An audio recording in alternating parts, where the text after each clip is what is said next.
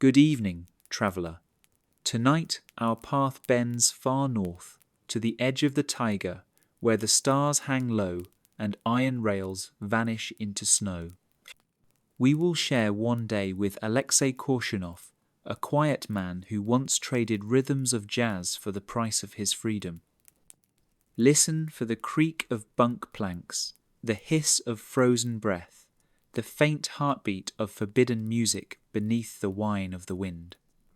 Before we step through the gate, please like and subscribe, but only if these histories help you fall asleep. And in the comments, share the last image or sentence you remember before falling asleep. Alexei Korshunov's double life began on the Odessa waterfront in the first heat of June 1949. By day, he was a junior clerk in the docks office, copying cargo manifests with aching precision. By night, he moved among the ships like a shadow, pockets heavy with contraband jazz and hard currency. He had never planned to be a smuggler.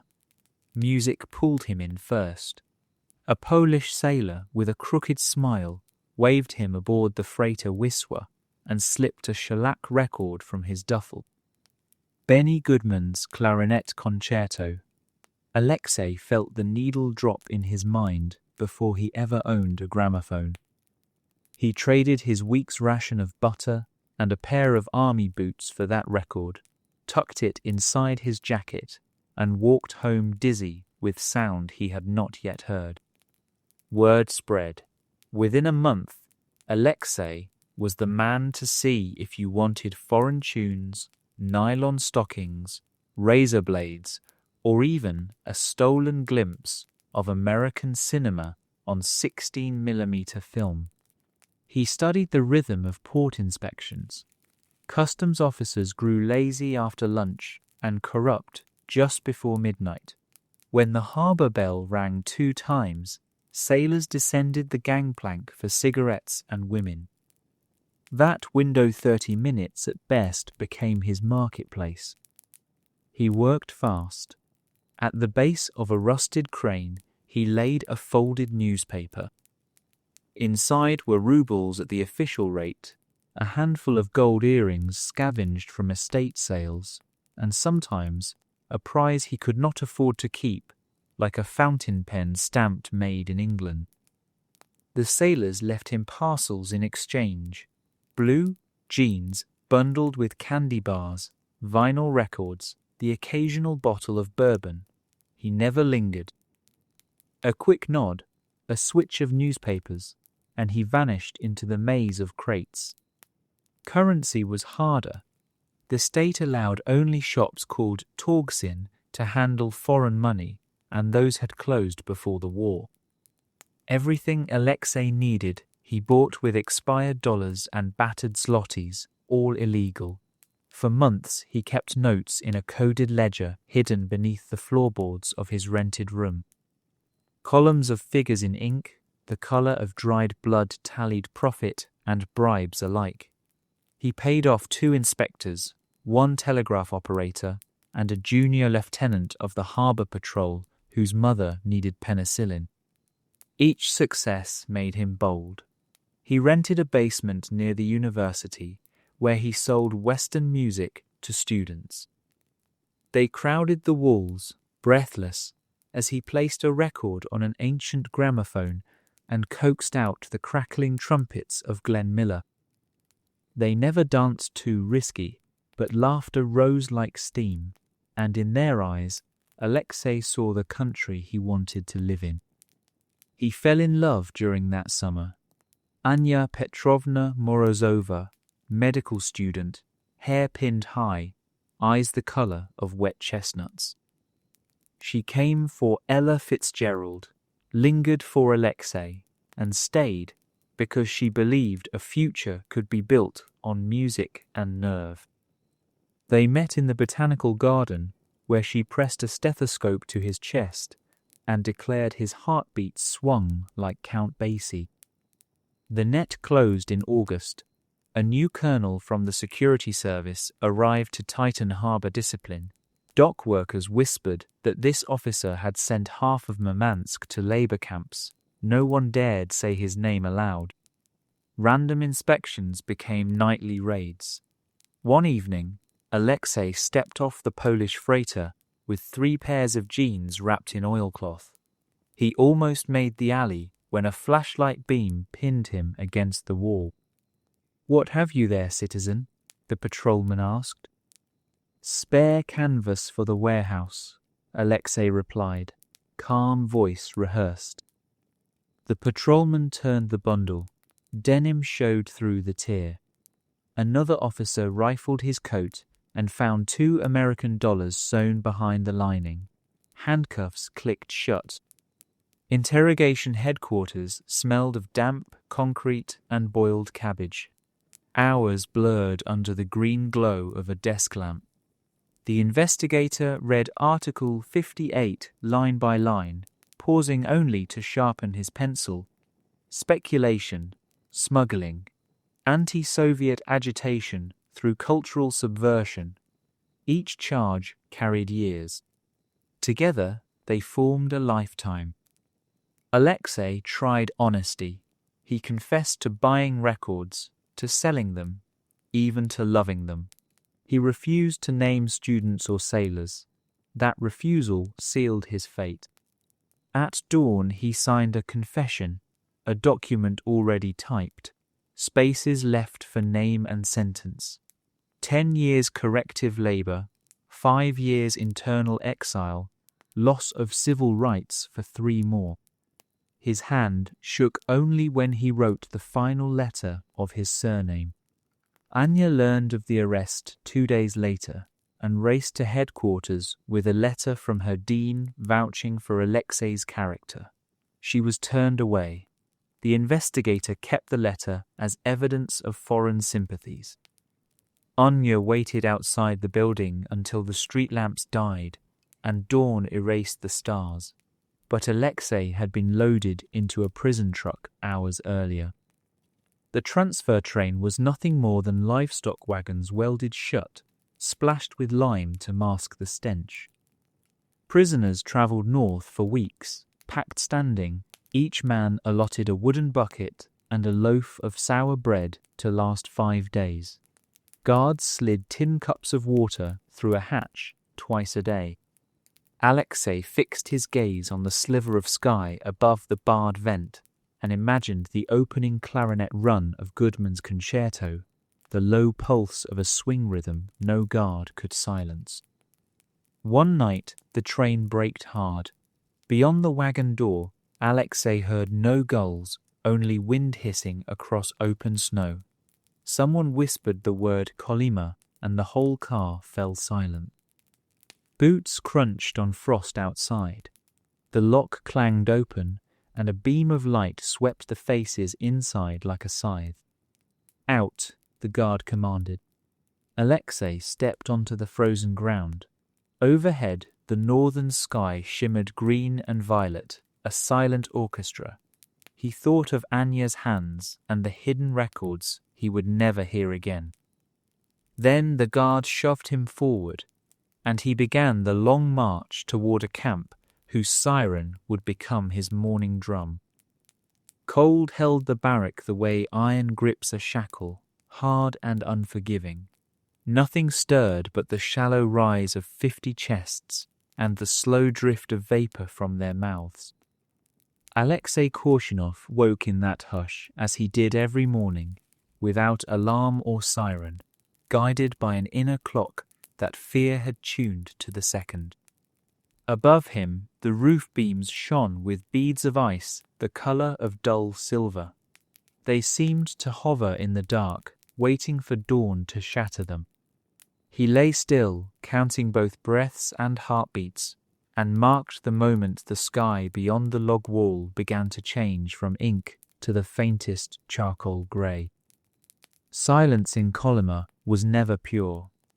Even at this hour, he heard the small sounds that let a prisoner judge the health of his world.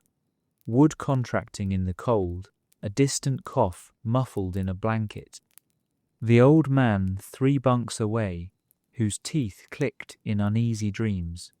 Alexei studied those sounds as a doctor listens to organs, searching for the note of crisis or change.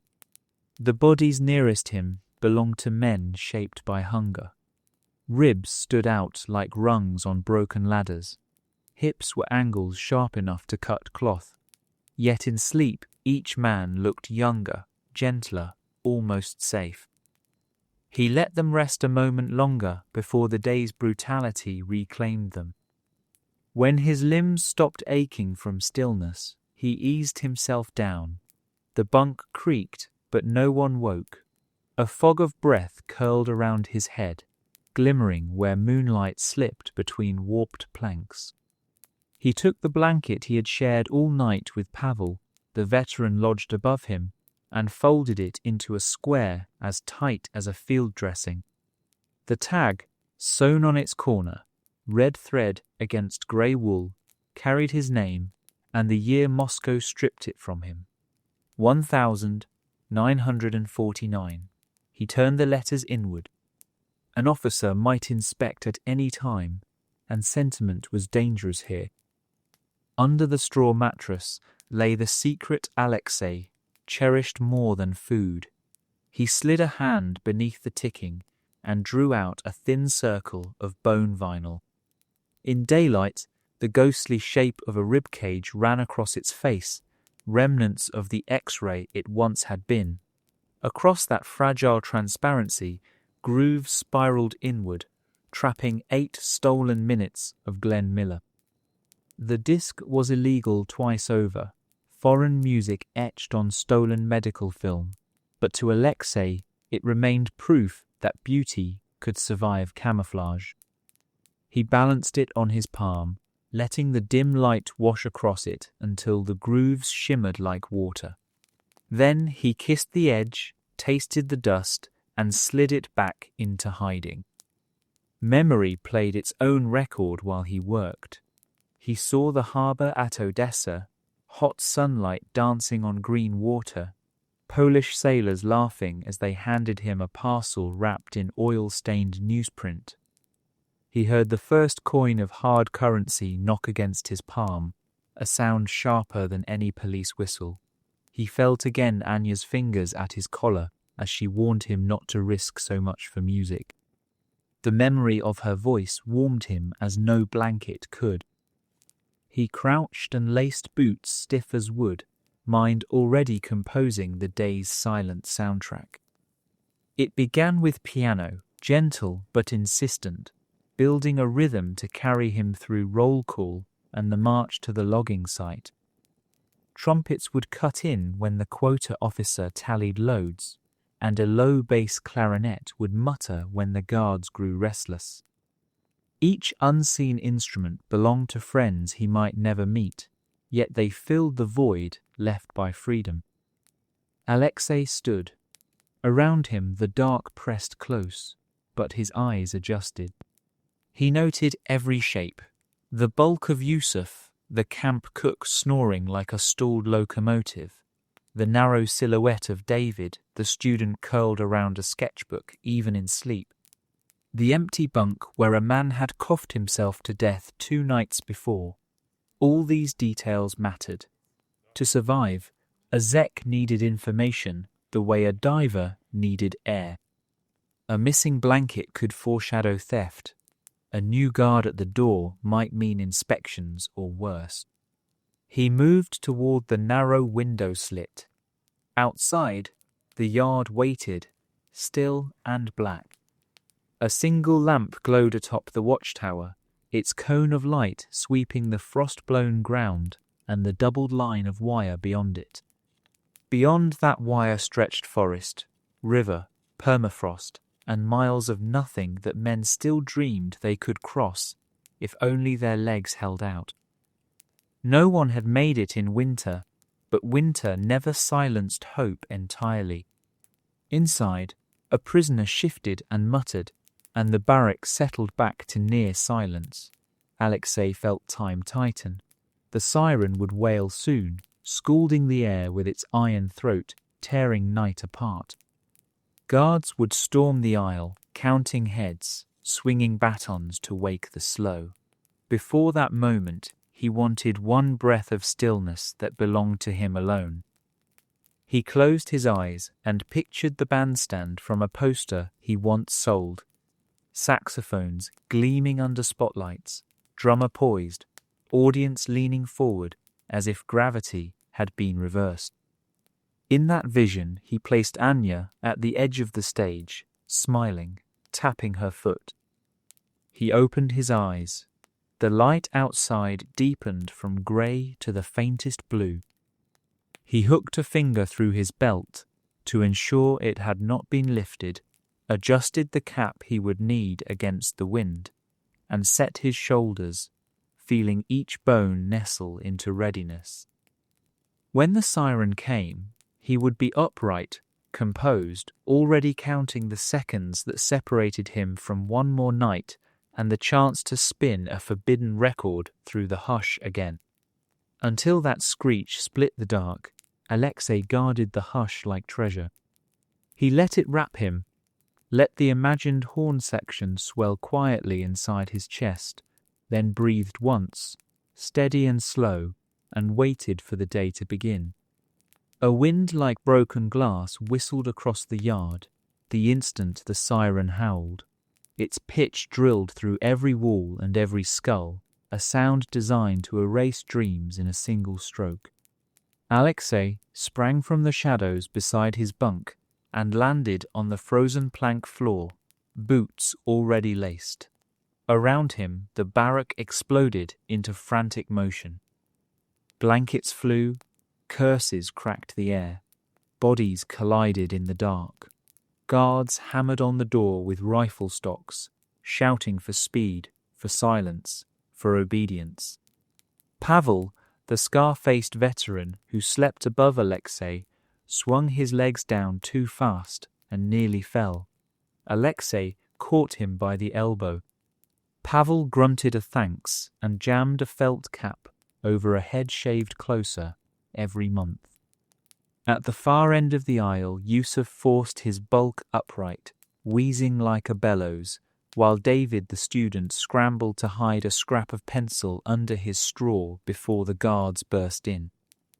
One by one the men formed two crooked lines, shoulders touching, faces blank. The door slammed open. Cold poured through it in a slab, carrying the lamp glare from the yard.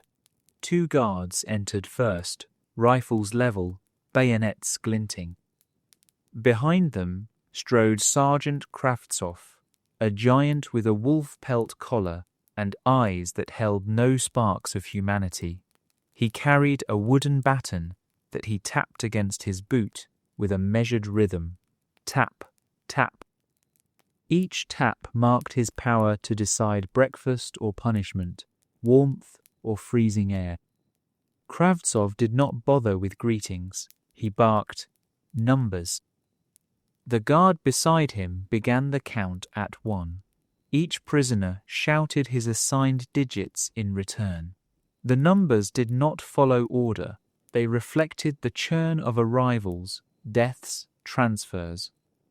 Alexei had learned his own sequence the first night, repeating it until it felt like blood pressure. 321, Pavel called. 322, Yusuf rumbled, breath steaming.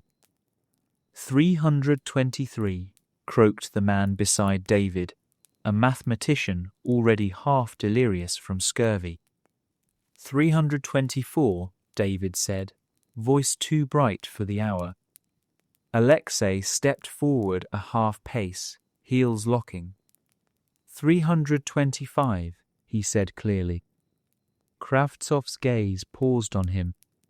The sergeant took one step closer until the reek of tobacco and sweat wrapped Alexei's face. You again, he said. You were humming yesterday, heard it outside the tool shed. Alexei kept his eyes on the collarbone below Kravtsov's neck. Beg pardon, Comrade Sergeant. I was clearing my throat. Kravtsov smiled without warmth. Keep your throat clear today. or the box will clear it for you. He knocked the baton once on Alexei's chest, not hard, just a reminder. Then he turned away, continuing the count. When the final number echoed back, the guards stepped aside. Kravtsov inspected the floor, the bunks, the stove that had gone out hours earlier. He saw the dead man's bunk, still empty, mattress already stripped. Body collected? He asked. Yes, Comrade Sergeant, the junior guard replied. Kravtsov clicked his tongue. Subtract his ration from the brigade. No loaf today. A low moan rolled through the line, quickly swallowed. Bread lost meant someone would trade away a shirt button by evening just to quiet the gut.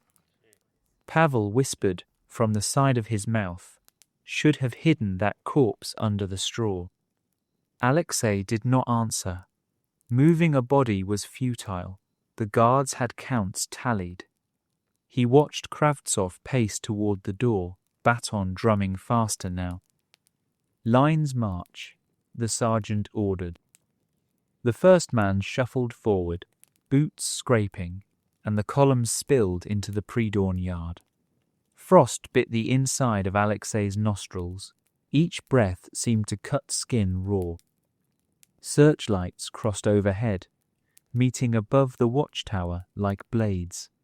In that stark white glow, the prisoners became identical, silhouettes of suffering. They halted by the gate for the second roll call, performed in the open where wind could test their discipline. The lieutenant of the tower read from a slate, correcting any stumble with a barked insult. A younger guard, cheeks red with eagerness, paced alongside the line holding a mongrel dog straining on its lead. The animal snarled at Yusuf, perhaps smelling the cook's perpetual scent of boiled grain, and Yusuf flinched back, earning a laugh from the guard. While the numbers droned on Alexei studied the faces, Pavel looked paler than usual, a dark bruise blooming at his hairline where he had struck the bunk frame. David bounced on the balls of his feet, trying to keep blood flowing. Farther down, a miner newly transferred from Vorkuta clutched a blanket around his shoulders, lips blue. That man would not last the week. Alexei drew his thoughts inward, replaying a fragment of jazz in his mind. Trumpet riff, then trombone reply, then the light chatter of drums. It lifted him half an inch above the ice until Kravtsov's baton cracked against a prisoner's ribs 3 spots away. The man gasped, but held position. Blood dotted the snow at his boots. Talking, Kravtsov announced. Any more, and you load logs without mittens. The count finished. The gate creaked open. Out beyond it, a path sliced through forest toward the logging site 5 kilometers distant. Guards formed a flanking line, rifles ready, dogs leashed. Forward, the lieutenant called. Boots crunched. Chains on the leg shackles of the punishment squad rattled like iron tambourines. Steam rose from every head, merging into a single pale cloud drifting east. Alexei marched 6th in line, right behind David. Each step pressed his toes into numbness, yet the rhythm steadied him. Left, right, over and over until the body accepted motion as life. Pavel limped beside him, breath whistling. Lend an arm if I stumble, the older man muttered. You will not stumble, Alexei whispered back, though he shifted closer, ready. Ahead, the forest waited, trunks black against snow. Somewhere in its silence, axes would soon bite, sap would freeze in mid-drip, and branches would crash like artillery shells. The men around Alexei tightened collars, tucked hands deeper into tatters of cloth. They smelled the day as keenly as wolves smell blood. The column reached a frozen stream where the path narrowed. A guard shouted for double file, forcing men closer together. Shoulders bumped, breath mingled, misery shared warmth. Alexei breathed the scent of pine and sweat, and over it built a private melody, brass section rising in defiant harmony. For a heartbeat, the music muffled the wind and the barking dog and the harsh command that snapped at their backs. Then the first rays of sunshine cut across the treetops, gilding the rifles and the ice, announcing that somewhere far south a different morning had begun with coffee and conversation. Here, the march continued. Alexei fixed his gaze on Pavel's hunched shoulders, measured the distance to the next footprint, and walked on, holding the phantom trumpets close enough to feel their heat. The march from the yard to the meal shed covered barely 200 steps, yet the prisoners arrived with faces already glazed by cold. Frost clung to their brows like a second set of eyebrows, and breath rose in ragged columns that curled away on the wind. Inside, the shed offered no true warmth, only the illusion of shelter. Plank walls laced with gaps, a roof rimed with hoarfrost, and a rust, black stove whose embers rarely lived past midnight. Alexei crossed the threshold last in his column and felt the sudden shift from open air to crowded staleness. The odour of boiled grain mixed with damp wool and old smoke pressed against his lungs. Rough-cut benches lined each side of a central aisle, and men settled onto them with the weary choreography of habit. Every back bent forward, every pair of hands cupped an empty tin bowl already dented by previous owners. At the far end stood Yusuf, the Tatar cook, broad as a cabinet and moving with the slow gravity of a glacier. His ladle emerged from a battered cauldron, dripped thin grey porridge, and dropped a measured scoop into each waiting dish. Water outweighed oats 10-1. A slick of grease floated on the surface and vanished before a man could taste it. Beside the cauldron rested a crate of bread, the loaves cut into rectangles the size of playing cards. Today, one rectangle had been removed to punish the brigade for the death recorded overnight. Hunger possessed its own arithmetic, and a missing portion threw every calculation off balance. Alexei accepted his share without visible reaction. The bowl warmed his palms for the span of 3 breaths, then cooled to match the air. He studied the surface, 2 stray oats, perhaps 3, and a curl of husk swirling in the convection of its own heat. Steam clouded his vision, leaving only shapes. Pavel seated 3 places down, shoulders quivering, David opposite, fingers slipping a thumbnail of salt from a hidden compartment in his belt. The mathematician, from the previous evening, already shaking so violently he could barely guide the spoon to his mouth. The silence was absolute. Talking risked punishment, and the clang of metal on metal served as the only soundtrack. Each man worked steadily until the last drop vanished, scraping spoon against tin until sparks of sound flashed in the gloom. The porridge slid down Alexei's throat like warm air, offering the illusion of fullness that would fade before the march to the forest finished. He placed the empty bowl on the plank in front of him and turned to the bread. The ration weighed roughly 400 grams when freshly cut, but January air leached moisture overnight, shrinking every slice. Alexei broke the rectangle into 2 halves of unequal size. The larger he slipped into the breast pocket of his quilted jacket, pressing it flat against his heart. The smaller he chewed slowly, forcing each mouthful to dissolve across every tooth, pretending the crust possessed flavour beyond bitterness and ash. Across the aisle, Pavel tore his own bread into thumb-sized lumps, handing one to the mathematician whose hands refused to steady. No words passed, but the gesture carried years of camaraderie in its understatement. The younger man consumed the crumb, lifted the bowl an inch in thanks, and bent forward again. Alexei watched the transfer through the haze and felt a surge of private resolve gather beneath his ribs. Even here, ethics survived in shards. Behind the cauldron, Yusuf tipped the vessel forward to reveal its bottom, signaling the end of distribution. The cook's ladle scraped cold iron, then fell still. He straightened, wiped his lip with the back of a flour-stained sleeve, and met the eyes of the guard assigned to oversee rations. The guard nodded once and stepped aside, satisfied the numbers matched the ledger. Alexei glimpsed the ledger briefly when the guard turned. Thin paper pasted onto a wooden board, columns recording milligrams of fat, grams of flour, individual slices withheld. Bureaucracy thrived even in starvation.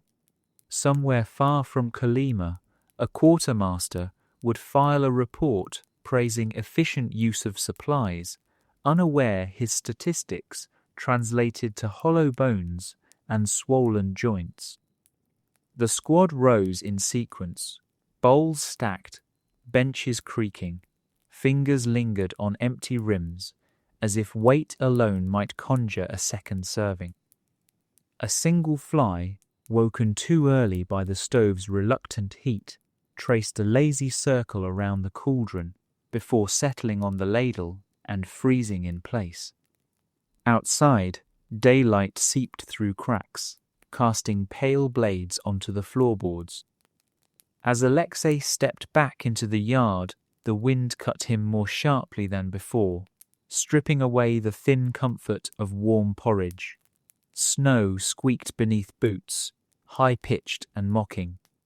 He tightened the drawstring of his cap and allowed his thoughts to drift toward Odessa, where breakfast once meant thick coffee and the smell of river water mixed with diesel.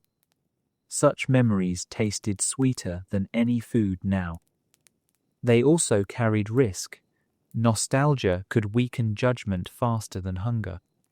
The column reassembled with mechanical precision, each man returning to the slot dictated by morning count. Dogs paced the perimeter, their breath forming clouds identical to those of the prisoners, though food and shelter awaited the animals at day's end. Rifles clicked as bolts were checked, and the signal to march rose from the front of the file.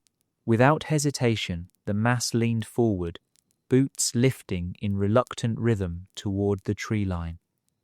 Alexei settled into step, muscles riding the thin charge of caloric hope granted by kasha and bread. The energy would last long enough to swing an axe for perhaps 2, maybe 3 hours, after which only willpower and the memory of Glenn Miller would keep time with his heartbeat. He felt the lump of bread cooling against his chest, counted its grams, estimated how many bites remained between him and nightfall. In Kolyma, the mind learned to harvest sustenance from numbers as much as from food, because numbers could be divided endlessly without vanishing, whereas bread could not. The camp buildings receded behind a veil of swirling snow, and the forest swallowed the horizon. Alexei inhaled the scent of pine resin buried beneath frost, noted the angle of sun creeping above the treetops, and prepared his body for the labor ahead. Hunger gnawed, but discipline steadied. The next meal hovered many hours away, an appointment etched into the daily geometry of survival. Until then, he carried the echo of breakfast in his veins and stepped deeper into the cold. The forest accepted the prisoners as a dark throat accepts breath, silent and remorseless. Snow lay in soft drifts between the trunks, hiding uneven ground, waiting to twist an ankle. Above the canopy, the sky showed a washed velvet blue, indifferent to the movement far below. Guards fanned out along the path, rifles angled in a pattern of overlapping arcs, each weapon promising death at the faintest deviation from the line. Alexei counted paces first. 500 carried the column past the last view of camp chimneys. Another 500 brought the scent of resin thick enough to feel on the tongue. By the time the count reached 2,000, the prisoners arrived at the clearing that served as the daily battleground between flesh and timber. Sled rails embedded in ice glinted like frozen veins, recording months of passage in rigid grooves. At the edge of the clearing, a chalkboard had been nailed to a pine. Numbers filled its surface, dates in one column, cubic meters in another. This board defined life expectancy more accurately than any medical chart, for every entry represented the quota that each brigade must fell, trim, and stack before dusk. The word Norma was whispered at night as both curse and prayer. Too low and the administration would demand higher. Too high and the brigade would starve faster, using calories it could never replenish. Today, the board bore a fresh scrawl of white as harsh as frostbite. 15 cubic meters. Alexei's memory supplied a quick calculation. The average tree here thickened to 30 centimeters in diameter, so each trunk yielded roughly half a cubic meter after trimming. 30 trunks then, cut, limbed and hauled to the sleds, all within a single daylight cycle, whose length shrank by minutes in midwinter. Axes waited in a heap under a canvas crusted with ice. Prisoners reached into the pile one at a time, leaving behind the warmth of shared breath. Handles felt like glass. Metal heads stuck to bare fingertips until a quick jerk tore skin. Splinters from past labours dotted the handles, each tiny wound a souvenir of earlier quotas. No two axes matched. Blades were unevenly ground. Hafts differed in length, and balance favoured no one. Choosing an axe became an exercise in fatalism. Alexei lifted one with a relatively straight handle and pits of rust that did not obscure the faint marks of the factory that forged it decades earlier.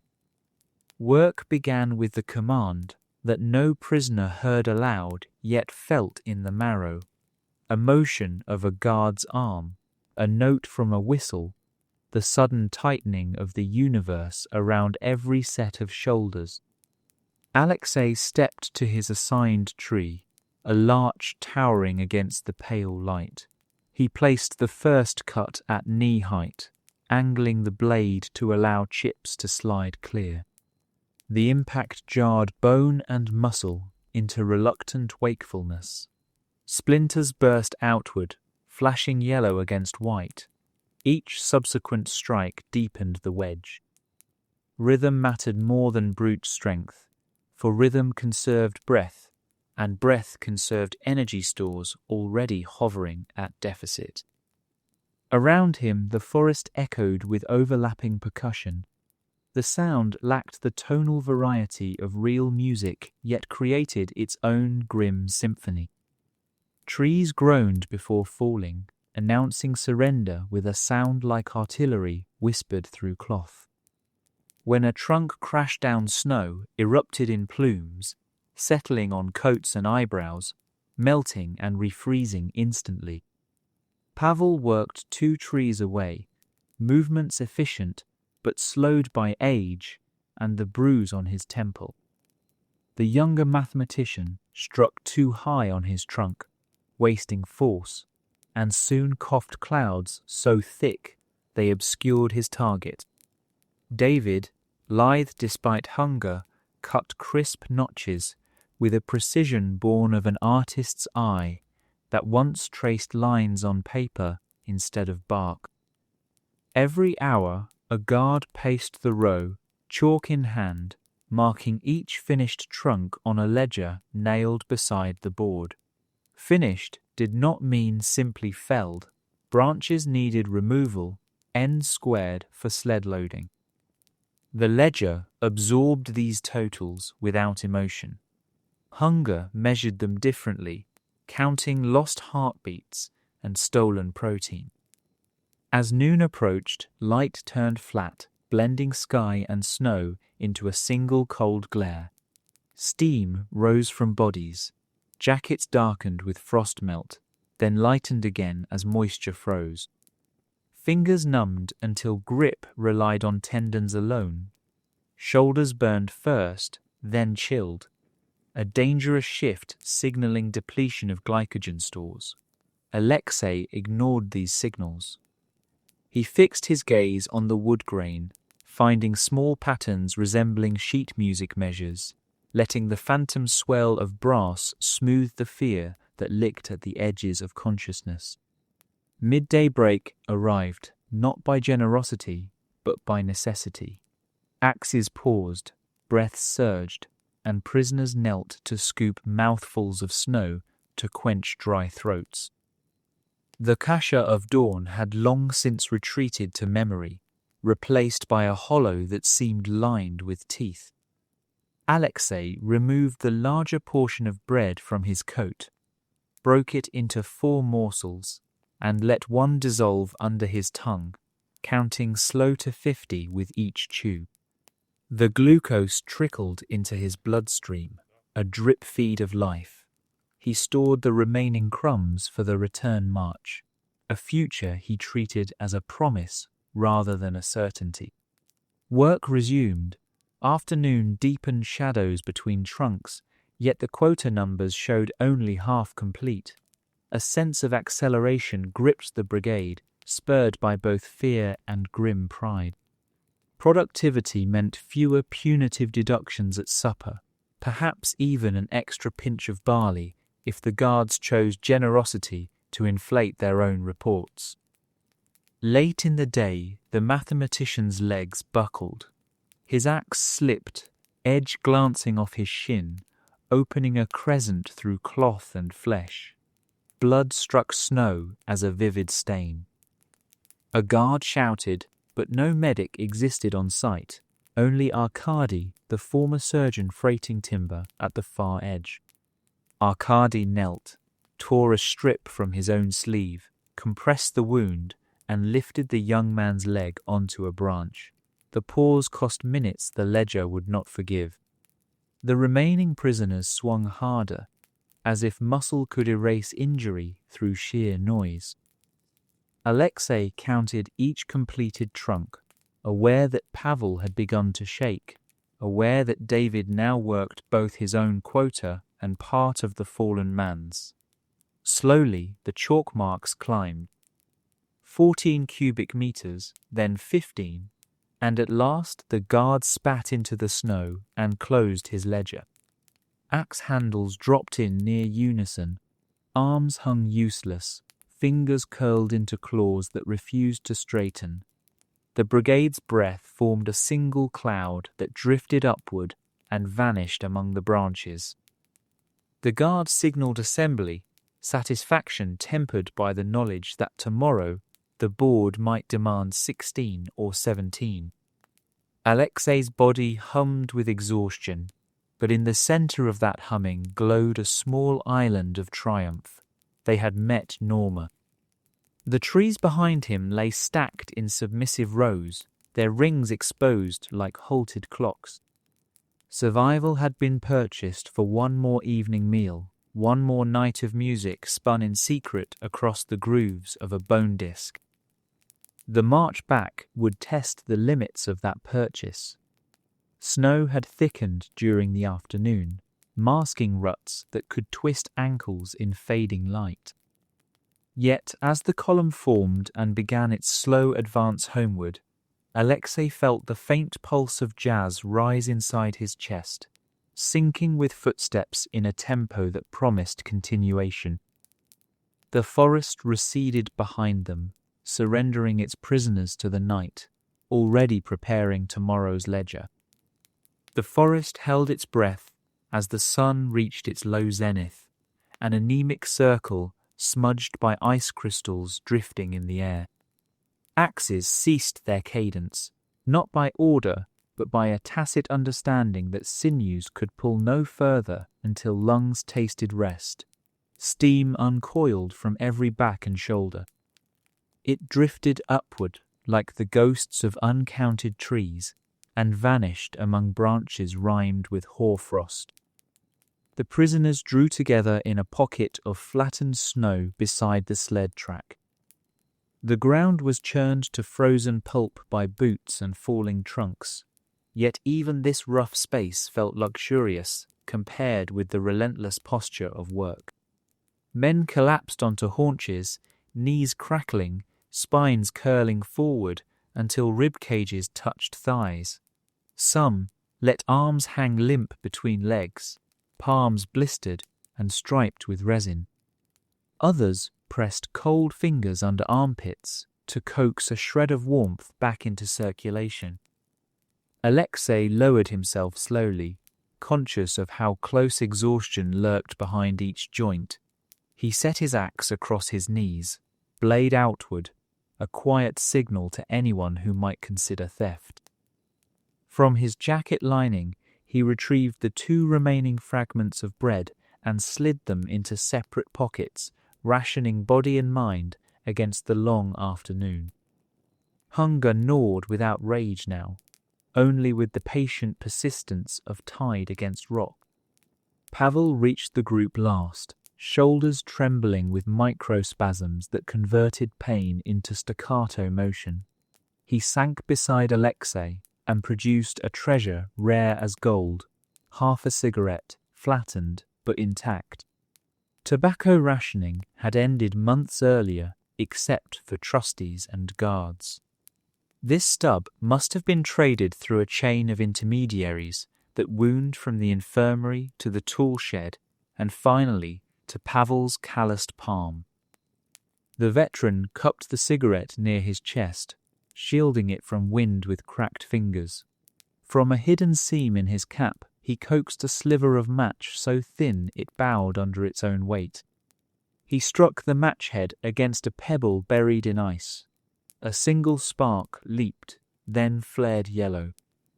The cigarette tip glowed, and for an instant the scent of burning leaf overpowered the sharp tang of resin and sweat.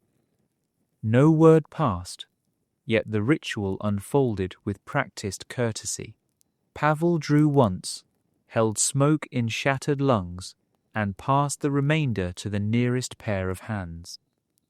Each man in the circle took one shallow drag, careful not to disturb the delicate paper split at the seam. When the ember reached Alexei, he inhaled gently, tasting warmth more than nicotine. The smoke traced his throat, settled in blood, and tricked exhausted nerves into believing reserves of strength still existed. He exhaled thin ribbons that melted into the crystalline air. While the cigarette completed its pilgrimage, David knelt apart from the group with a flat stick of charcoal scavenged from the stove. He smoothed a patch of snow, patting it firm until it resembled a page.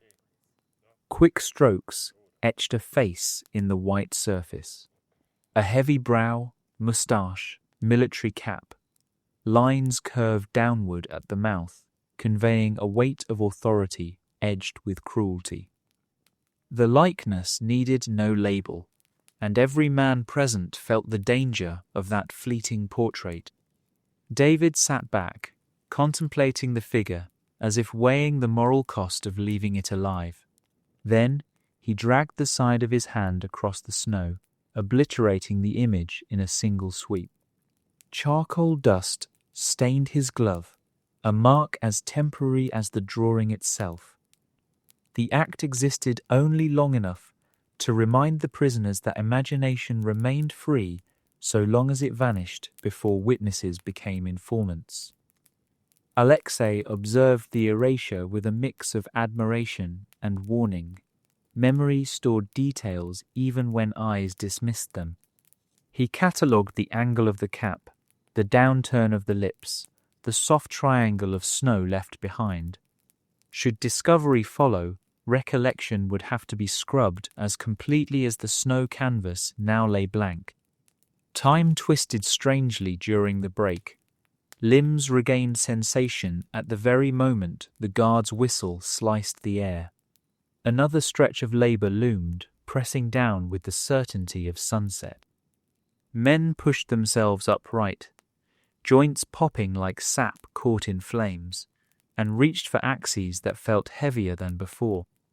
Alexei stood last, testing balance, ensuring the blood still obeyed commands.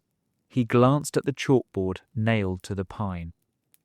The tally remained unchanged from earlier, but he could sense an invisible meter ticking inside the guard's mind, measuring productivity against threat of punishment.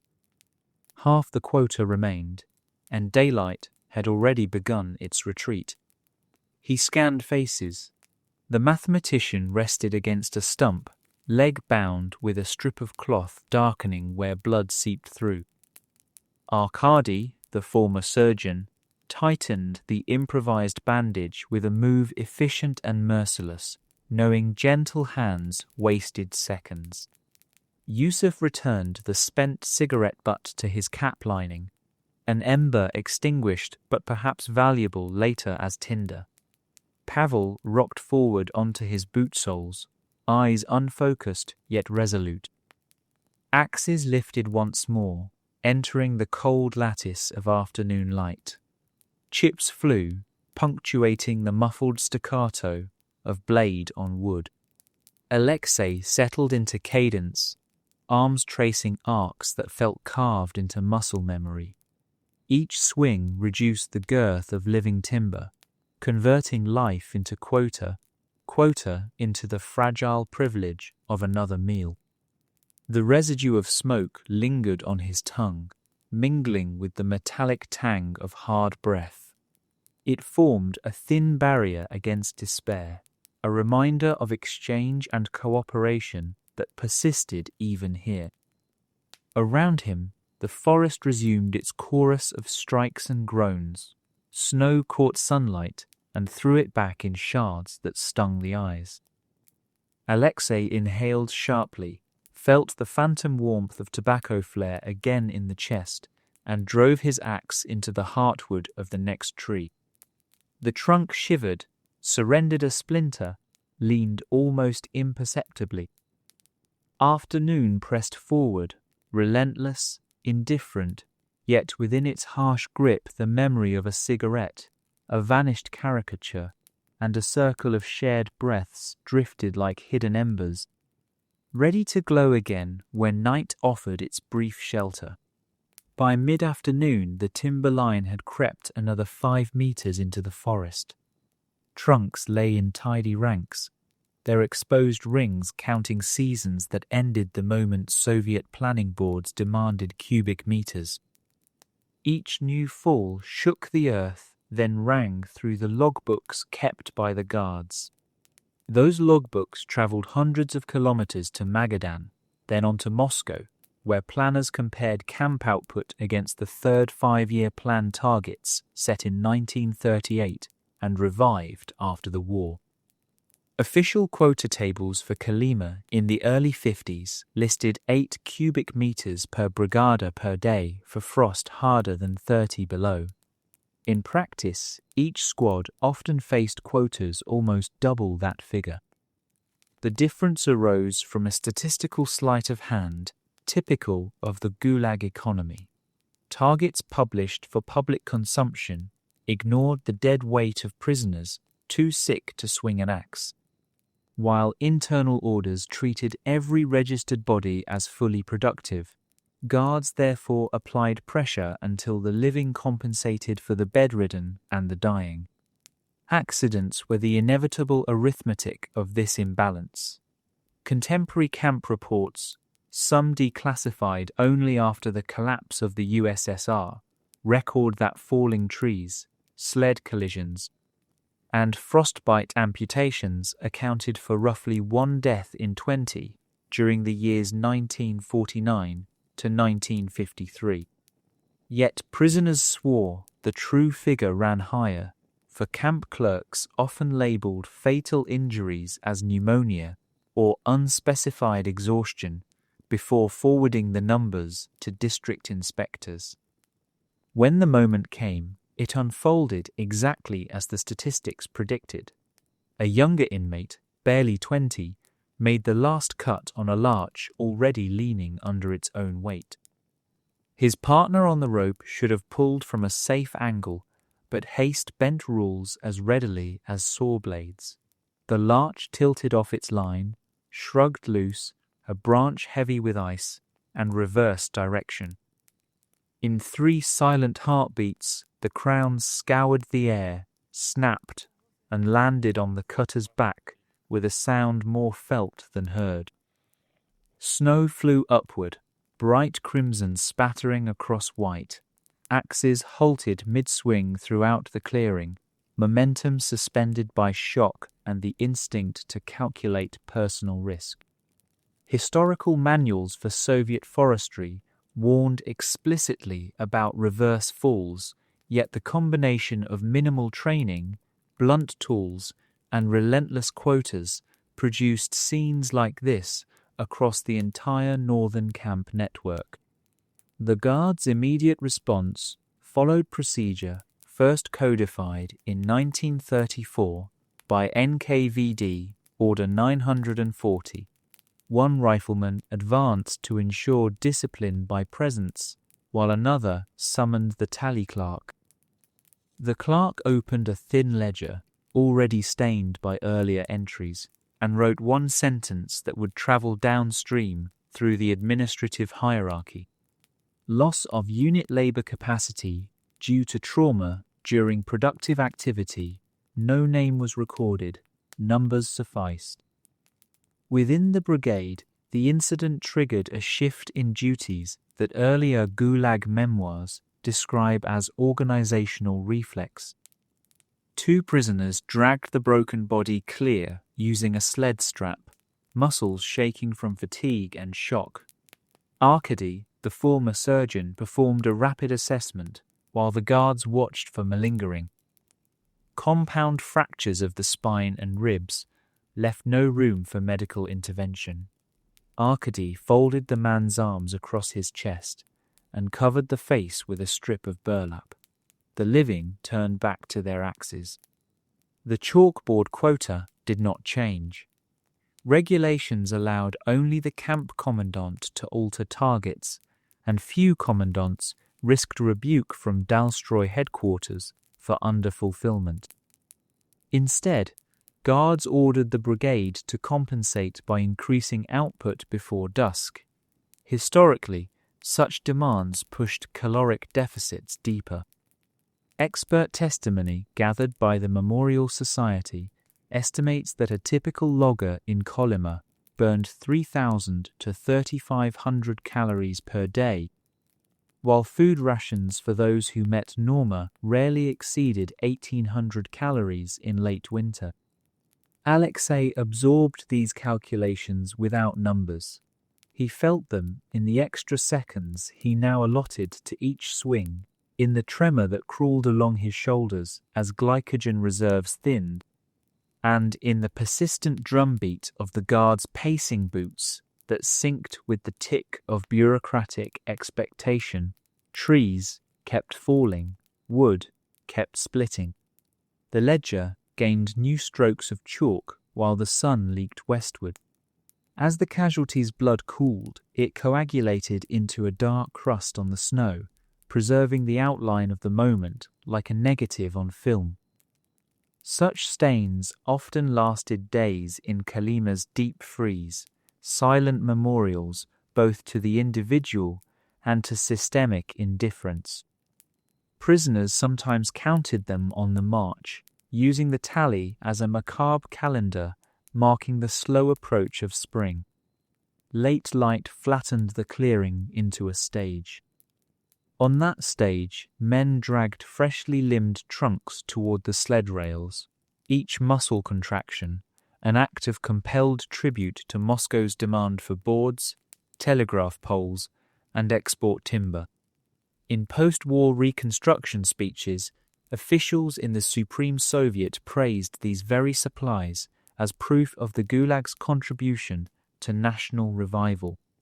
They never noted the casualties buried in unmarked pits beyond the work sites. When the Guard finally signalled cessation, darkness had already dissolved the clarity of forms. Axes dropped, breath rasped, and the stench of sweat mingled with cold sap in air that had lost its keenness. The prisoners gathered tools, stacked them beside the foreman's crate, and prepared for the return march. A stretcher fashioned from 2 poles and a canvas scrap carried the motionless body. Statistics might disguise the loss, yet the brigade felt its weight in every shoulder pressed under the bearer's crossbar. During the slow walk toward camp, Alexei rehearsed the numbers again, converting memory into survival strategy. 1 dead meant rations cut tomorrow. The quota would likely rise by at least 1 cubic meter to offset perceived idleness. Injury rates, hunger, and cold would conspire to claim another life before the week ended. Such arithmetic had governed Kolyma since the first prisoners unloaded at Nagaev Bay in 1932, and it showed no sign of mercy in 1951. Snowflakes the size of grains of salt began to fall, whitening the stretcher almost playfully. Ahead, the guard tower lanterns flickered on, each one a reminder that bureaucratic systems, like winter, endure by simple repetition. Behind, the forest absorbed the echo of axes and the fresh grave of one more unrecorded worker, then settled back into a silence older than any camp ledger. Night reached the camp while the stretcher-bearers were still on the road, so the gate searchlight followed the column inside, bleaching every face to the same exhausted mask. Inside the yard, routine split the men into 2 streams. One stream carried tools to the shed for inspection, the other lined up for body frisking so no scrap of state property could vanish into private hands. The guards worked by rote. Palms patted armpits and boot linings, fingers probed behind collars, rifle butts nudged ribs. Only the stretcher received no search. Regulations required speed when a corpse cooled. Alexei steadied Pavel during the inspection, the veteran's legs shaking after the long march. Behind them, David locked his jaw, pupils huge from hunger and shock. When the guard slapped Alexei's pockets, he felt only the flat lump of uneaten crumbs. Approved, the pair moved on. Inside the barrack, warmth from the barrel stove barely reached the first bunk tier, but the thin rise in temperature fogged every window. Steam, sweat, pine resin, and the metallic odor of blood blended into a dense haze. Men slid onto planks, boots still on, hands curled inward, like claws that had lost their prey. Arkady set the stretcher beside the door. He would notify the record office in the morning, where a clerk would copy the death into a column marked incidental. Alexei drew out his paper-thin bread scrap and placed it on Pavel's blanket. The veteran's eyes flickered, then closed. Alexei turned away, passing the time-worn rules about sharing food. Give quietly, never note the gift aloud, because tomorrow the donor might be the one with empty hands. He eased onto his bunk and felt joints grind like wet gravel. The day's final ritual still waited, one that kept his mind living years ahead of his body. From beneath the straw he lifted the bone vinyl disc, traced a groove with his fingertip, and tilted it toward the stove glow. No gramophone existed here, yet memory could supply the rest. He raised the disc to his ear and hummed a low fragment of trumpet cadence, quiet as breath. In the aisle outside his bunk, Sergeant Kravtsov's boots stopped. Sound carried farther than hope inside timber walls. The baton landed on Alexei's arm before he even rose. The crack felt like dry wood splitting. Humming violated Order 16, subcategory noise after lights out.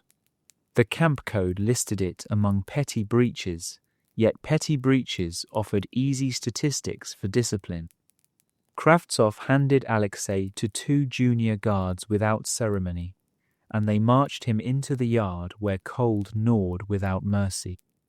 The penalty box squatted behind the tool shed, 6 logs per wall, roof lower than a man's shoulders. A rusted padlock hung below the latch. Kaza, the official term, appeared in NKVD directives as early as 1937. Camps were to maintain 1 isolation cell per 200 prisoners for up to 10 days of confinement, with rations cut to 600 grams of bread and 1 ladle of water per day. In practice, many boxes held men on a diet of snow and occasional crusts. Alexei ducked inside. No floor, only packed ice, slick from the condensation of hundreds who had stood here before.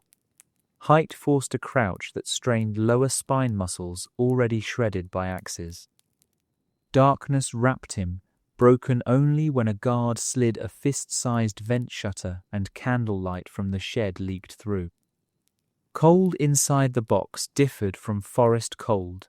Outdoors, movement generated brief heat. Here, stillness chilled the core. The body began conserving blood by narrowing capillaries, fingertips burned, and a numbness crept upward like water-climbing cloth. Gulag medical reports once labelled such episodes peripheral vascular collapse. Prisoners called it the creeping sleep. Statistics preserved the cruelty in neat columns. A 1,950 review of Kolyma Kaza logs, later smuggled to the West, showed average confinement periods of 30 hours in winter and 40 in summer, shorter in frost only because deaths drew attention. Mortality inside the boxes accounted for 2% of all camp fatalities that year. The numbers failed to capture the wider impact. Survivors emerged weakened, easy prey for scurvy or pneumonia within weeks. Alexei marked time through thought rather than watch. He recited every tune on the Glenn Miller disc, each bar a stepping stone. Around bar 100, he remembered Anya's voice describing the heart's lub-dub as syncopated swing. Around bar 200, he imagined the sea at Odessa, waves tapping pilings in slow 4/4 meter. The image salted his lips with phantom spray. Hours passed, tested by the tremor that arrived first in calves, then knees, then thighs. When muscles shivered without pattern, he flexed them against the log wall, counting 15 contractions, then rotated, then 15 more. Exercise staved off collapse, but burned calories his body could not spare. He repeated it anyway. At some unmeasured point, heavy footsteps approached. The vent shutter scraped open and closed. No food, only inspection. Outside, a guard laughed about cards in the mess hut, a reminder that elsewhere stoves roared and men chewed fatback. Gulag memoirs record countless such moments when the boundary between overseer comfort and prisoner despair reduced to one slab of timber. Alexei's senses narrowed to the cold carving hollow spaces behind his eyes. Brain cells slowed, speech drifted inward, thought became thick syrup. In that viscosity, a faint brass note surfaced, stubborn, clear. Music required breath, so he breathed, shallow but steady, refusing the luxury of passivity. Sometime before dawn, the padlock snapped open. Kravtsov's outline filled the door. Regulations mandated release after 8 hours, unless further insubordination occurred. The sergeant verified pulse and pupil response with clinical boredom, then jerked his thumb toward the barrack. Alexei crawled forward, tendons threatening to tear. When he stood, the first pale wash of morning split the horizon, and the siren that ruled each day coughed to life. Inside the barrack, prisoners stirred, unaware one of their number had spent the night in the box. Alexei limped to his bunk, slid the bone disc beneath straw, and flexed hands until sensation returned. The penalty had extracted warmth, skin, and a fraction of strength, yet left him alive. In Gulag, arithmetic survival equaled victory, however small. He breathed once, tasted air still sharp with frost, and prepared his body for the quota that waited behind the chalkboard in the forest. Historical records frame such incidents as routine. Isolation cells across the Gulag consumed thousands of prisoners each year without altering production graphs. Yet within those frozen walls, men weighed freedom, dignity, and endurance in silent negotiations no statistician ever counted. Alexei stepped back into the line for roll call, carrying the invisible sum of that negotiation, certain only that another ledger entry somewhere now marked him compliant but watch-listed. A data point in a system that converted human resilience into timber and ore. At twilight, the camp shimmered in a gauze of ice fog that rose from the combined breath of 2,000 prisoners. Inside Barrack 6, Alexei eased himself onto the plank beside Pavel, muscles slow after the night in the penalty box. Heat from the stove barely reached his boots, yet the faint upward draft carried the most anticipated smell in the Gulag, drying ink. A clerk had delivered the weekly mailbag while the brigade was still in the forest. He brought it in accordance with 1,940 NKVD Order C9, which permitted each Zek 2 postcards per month, both incoming and outgoing, though shortages of paper and censors reduced the privilege to an unpredictable lottery.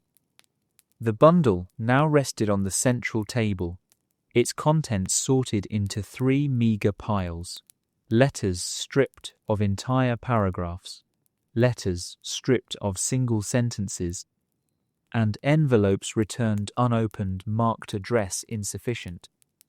Survivor memoirs describe mail call as the camp's emotional stock exchange, prices swinging wildly with each name read. Here, no names were spoken. Guards preferred silence to avoid outbreaks of feeling. Instead, a trustee walked the aisle and pressed each sheet flat against a bunk board for inspection. David received one of the lucky pages, a flimsy postcard from Tula, no larger than his palm. The censor's graphite had carved away whole islands of text, leaving only a salutation, a date, and a single line about the city's first snowfall. Everything personal, everything political, every phrase that might confirm or deny rumors lay beneath the thick black fog of redaction. Officially, censors searched for espionage codes and anti-government sentiment. Unofficially, they erased weather data, production statistics, even descriptions of children's shoes, on the theory that any detail could prove useful to foreign intelligence. The result was correspondence that verified life, yet conveyed almost nothing about it. Historians who later combed the central archive of the FSB found shelves of confiscated letters, handled once, never delivered.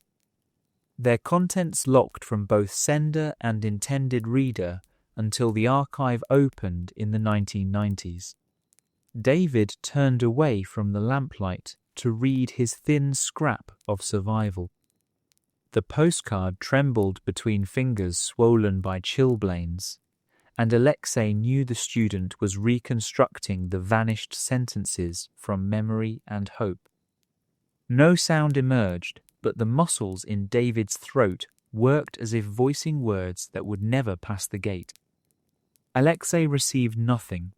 His index card in the registry still listed the Odessa address where Anya waited, yet letters from that direction had ceased months earlier. The absence felt almost physical, like a missing tooth explored constantly by the tongue. He pictured her bending over notebook pages in the medical faculty dormitory, striving to disguise tenderness as factual report so the censor might allow it through. He imagined her frustration each time the letter returned, slashed by blades of bureaucratic omission until meaning drained out.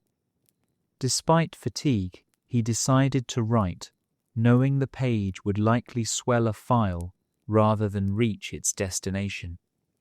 An unwritten letter would remain entirely his, while a written one entered the machinery of control, but he preferred risk to silence. He pulled a splintered pencil stub from his coat and pried a blank sheet from the communal ration book, a misdemeanor that could cost bread if discovered. Regulations specified that prisoners must write in Russian, limit each side to 15 lines, and avoid references to camp conditions. Failure to comply meant confiscation. Alexei had studied these rules as carefully as musical notation and now composed within their harsh meter. He opened with neutral phrases: health acceptable, work proceeding, weather cold but bearable. Each clause conformed to the manual issued in 1941 to all censors operating in Dalstroy camps. Between approved platitudes, he wove coded affirmations, phrases Anya would recognize from evenings in Odessa when Glenn Miller's saxophone filled the borrowed gramophone. He mentioned the constancy of northern stars, a reference to her habit of grading anatomy diagrams under a skylight. He noted that saw blades preferred steady rhythm, echoing her belief that the heart favors swing time over march time. He concluded by promising to practice patience the way she practiced stitches on linen, a tribute to nights she embroidered hem patterns to steady her nerves. Each metaphor bore risk. If the censor sensed sentiment masquerading as description, the letter would vanish. Yet sentiment was the only thread that could traverse 2,000 kilometers of tundra and survive intact. Alexei folded the sheet around itself, no envelope permitted, and printed his script in block capitals to aid inspection. Before sleep, he would slip the page into the outgoing pouch nailed to the guardroom wall, joining hundreds of other fragile cargoes bound first for Kolyma Station. Then across the Sea of Okhotsk to the central sensorial board in Khabarovsk, before rail and road carried it farther west if mercy aligned with schedule. Around him, the barrack shifted into evening repose. Men tucked letters into shirt linings, as close to skin as cloth could allow. Others stared at empty hands, lip corners twitching in calculations too private for witness. Pavel turned on his side, drawing the blanket high, his breathing shallow but even. David slipped his mutilated postcard beneath his cap. The loss of text did not lessen the paper's warmth. Alexei placed his pencil stub back in its hiding place and lay flat, spine against the rough planks. The stove snapped as resin pockets burst inside a log, small fireworks in the gloom. Outside, the wind rearranged dry snow against the barrack wall, each gust erasing tracks made minutes before. Somewhere in Magadan, a sorting officer stamped forms declaring mail throughput met quarterly norms. The report would rise through administrative layers until it reached a ministry office where clerks translated human longing into percentages. In the ledger of the Gulag, letters functioned both as evidence of humanitarian policy and as bait to keep prisoners obedient, an irony that no metric recorded. Sleep settled unevenly, yet Alexei's mind stayed lit by the thought of that thin page travelling west, its coded rhythms riding rail vibrations like bass notes. Whether the message reached Odessa or disappeared beside thousands of orphaned words mattered less than the act itself. Writing reasserted the grammar of choice, even when every sentence passed through hands determined to reduce it to silence. Before his eyes closed, he pictured Anya unfolding the letter in spring light, reading between sanctioned lines, and smiling at metaphors officials dismissed as harmless. The image carried him past memory into dream, a realm where no censor could erase, redact, or return. In that fleeting refuge, the mailbag always arrived full, the ink never froze, and every word stepped across the wire unhindered. After lights out, Barrack 6 settled into a hush, knitted from exhaustion and guarded fear, yet commerce awoke the moment the guards' boots receded down the corridor. The Gulag possessed no official currency in 1951, but scarcity itself printed a clandestine ruble inside every camp. Bread crusts, cigarette stubs, buttons of bakelite or brass, slivers of soap shaved from rare supply blocks, each carried an agreed value refined through thousands of whispered exchanges. Historians who later interviewed survivors found remarkably stable price lists across Dalstroy sites. One match could cost 20 grams of bread, 1 spoon of salt, 30 grams. A half cigarette equaled a day's ration of dried fish. Such consistency emerged not from formal meetings, but from the inevitable equilibrium of need and risk. In January, when daylight lasted barely 6 hours and lamps were rationed, a scrap of candle could triple in price compared with summer. Alexei observed these rates with the detachment of a clerk once responsible for dockyard ledgers. Under his bunk, a depression in the floorboards hid the ledger he kept now: 2 soap shavings, 1 rusted razor blade, a twisted copper wire that might one day purchase a merciful favour from the infirmary orderly. Tonight he intended to add a stub of candle no longer than his thumb, necessary to spin the bone disc after curfew. Candlelight meant music, and music meant a pocket of sanity in a system engineered to crush it. The barracks trade zone occupied a single aisle between bunks where darkness pooled thick enough to hide transactions from casual inspection. Prisoners shifted blankets without seeming to move, each gesture calibrated to avoid drawing interest. A button slid across a plank, a crust returned, silent nods sealed exchanges. No word passed because words wasted breath and carried risk of denunciation. Instead, the market operated on the quiet efficiency of muscle memory. Economists who later studied Gulag bartering noted that material flowed both vertically and horizontally.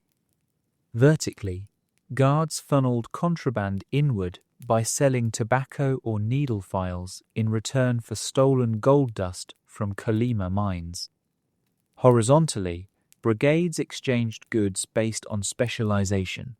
Loggers traded for extra fat, miners for foot rags, cooks for dental advice from medics.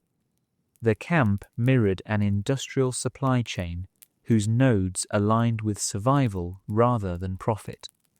Alexei waited until Pavel's breathing deepened into the slow rhythm of restorative sleep. Then he eased the breadcrumb from his boot cuff, the crumb saved earlier when he shared the larger piece with the veteran. Hunger argued against using it as currency, but hunger also argued against living without melody. He tucked the crumb into the fold of his sleeve and slid from the bunk with a movement practiced enough to avoid squeak. At the far end of the aisle, Arkady crouched, former surgeon turned de facto quartermaster of candles. He sourced them by boiling down grease skimmings from the kitchen, mixing wicks from unraveled blanket threads. The risk of discovery was high. Order 1027 defined any alteration of state supplies as sabotage, punishable by up to 10 days in Kaza. Even so, the flicker of illicit flame moved through the barracks like contraband scripture. Alexei approached slowly, stopping at the prearranged distance that allowed items to be passed hand to hand without a third party seeing the moment of transfer. He extended the breadcrumb between index and middle finger, the silent offer. Arkady pinched a candle nub from his pocket, its base wrapped in thread for stability. The exchange took half a second, but its implications stretched across the night. In one version of the camp's unwritten accounting, this trade reduced Alexei's caloric intake by perhaps 40 calories, a margin thin enough to matter tomorrow at the felling site. In another version, it increased his psychological reserves, the currency least visible but most vital. Soviet criminologists who surveyed prisoner morale in the late 40s acknowledged that small cultural artifact songs, poems, playing cards lowered suicide rates, though the observation rarely reached official policy. Back at the bunk, Alexei struck the match reserved from Pavel's cigarette ritual. Phosphorus hissed, and sulphur stung his nostrils. Candle wax softened under the flare, then steadied into a subdued glow. He wedged the stub inside a hollowed knot on the bunk support, angling it so the light reached only the private alcove beneath the straw. The disc followed, surface clouded by frost that melted slowly in the weak heat. No gramophone existed here. Instead, Alexei used a cone of paper rolled from pages of a defunct Soviet almanac. He rotated the disc with 2 fingers while guiding the cone's tip along the groove. Vibrations whispered up the paper and spilled into the cavity under the bunk. The timbre resembled insects churring at dusk, yet beneath the distortion, the brass of Glenn Miller materialized with improbable clarity. Music coursed through muscle fibers, drained by quota and cold. Each muted trumpet blast pried open memories of Odessa cafes, of Anya laughing above a chipped porcelain cup, of summer streets where radios leaked forbidden tunes into night air scented with salt water and diesel. He recalled black market risk then, so mild in comparison to quotas and Kaza, yet decisive in shaping this present moment. Outside the bunk, a different economy unfolded. David traded a pencil stub for a thimble of chiefir, the hyper-concentrated tea brewed in tin mugs until it reached the viscosity of tar. 2 bunks over, Yusuf bartered kitchen gossip for a scrap of medical gauze informal insurance should the guard's dog resume nipping legs in roll call. These exchanges stitched invisible threads of mutual dependence that camp regulations could neither map nor sever.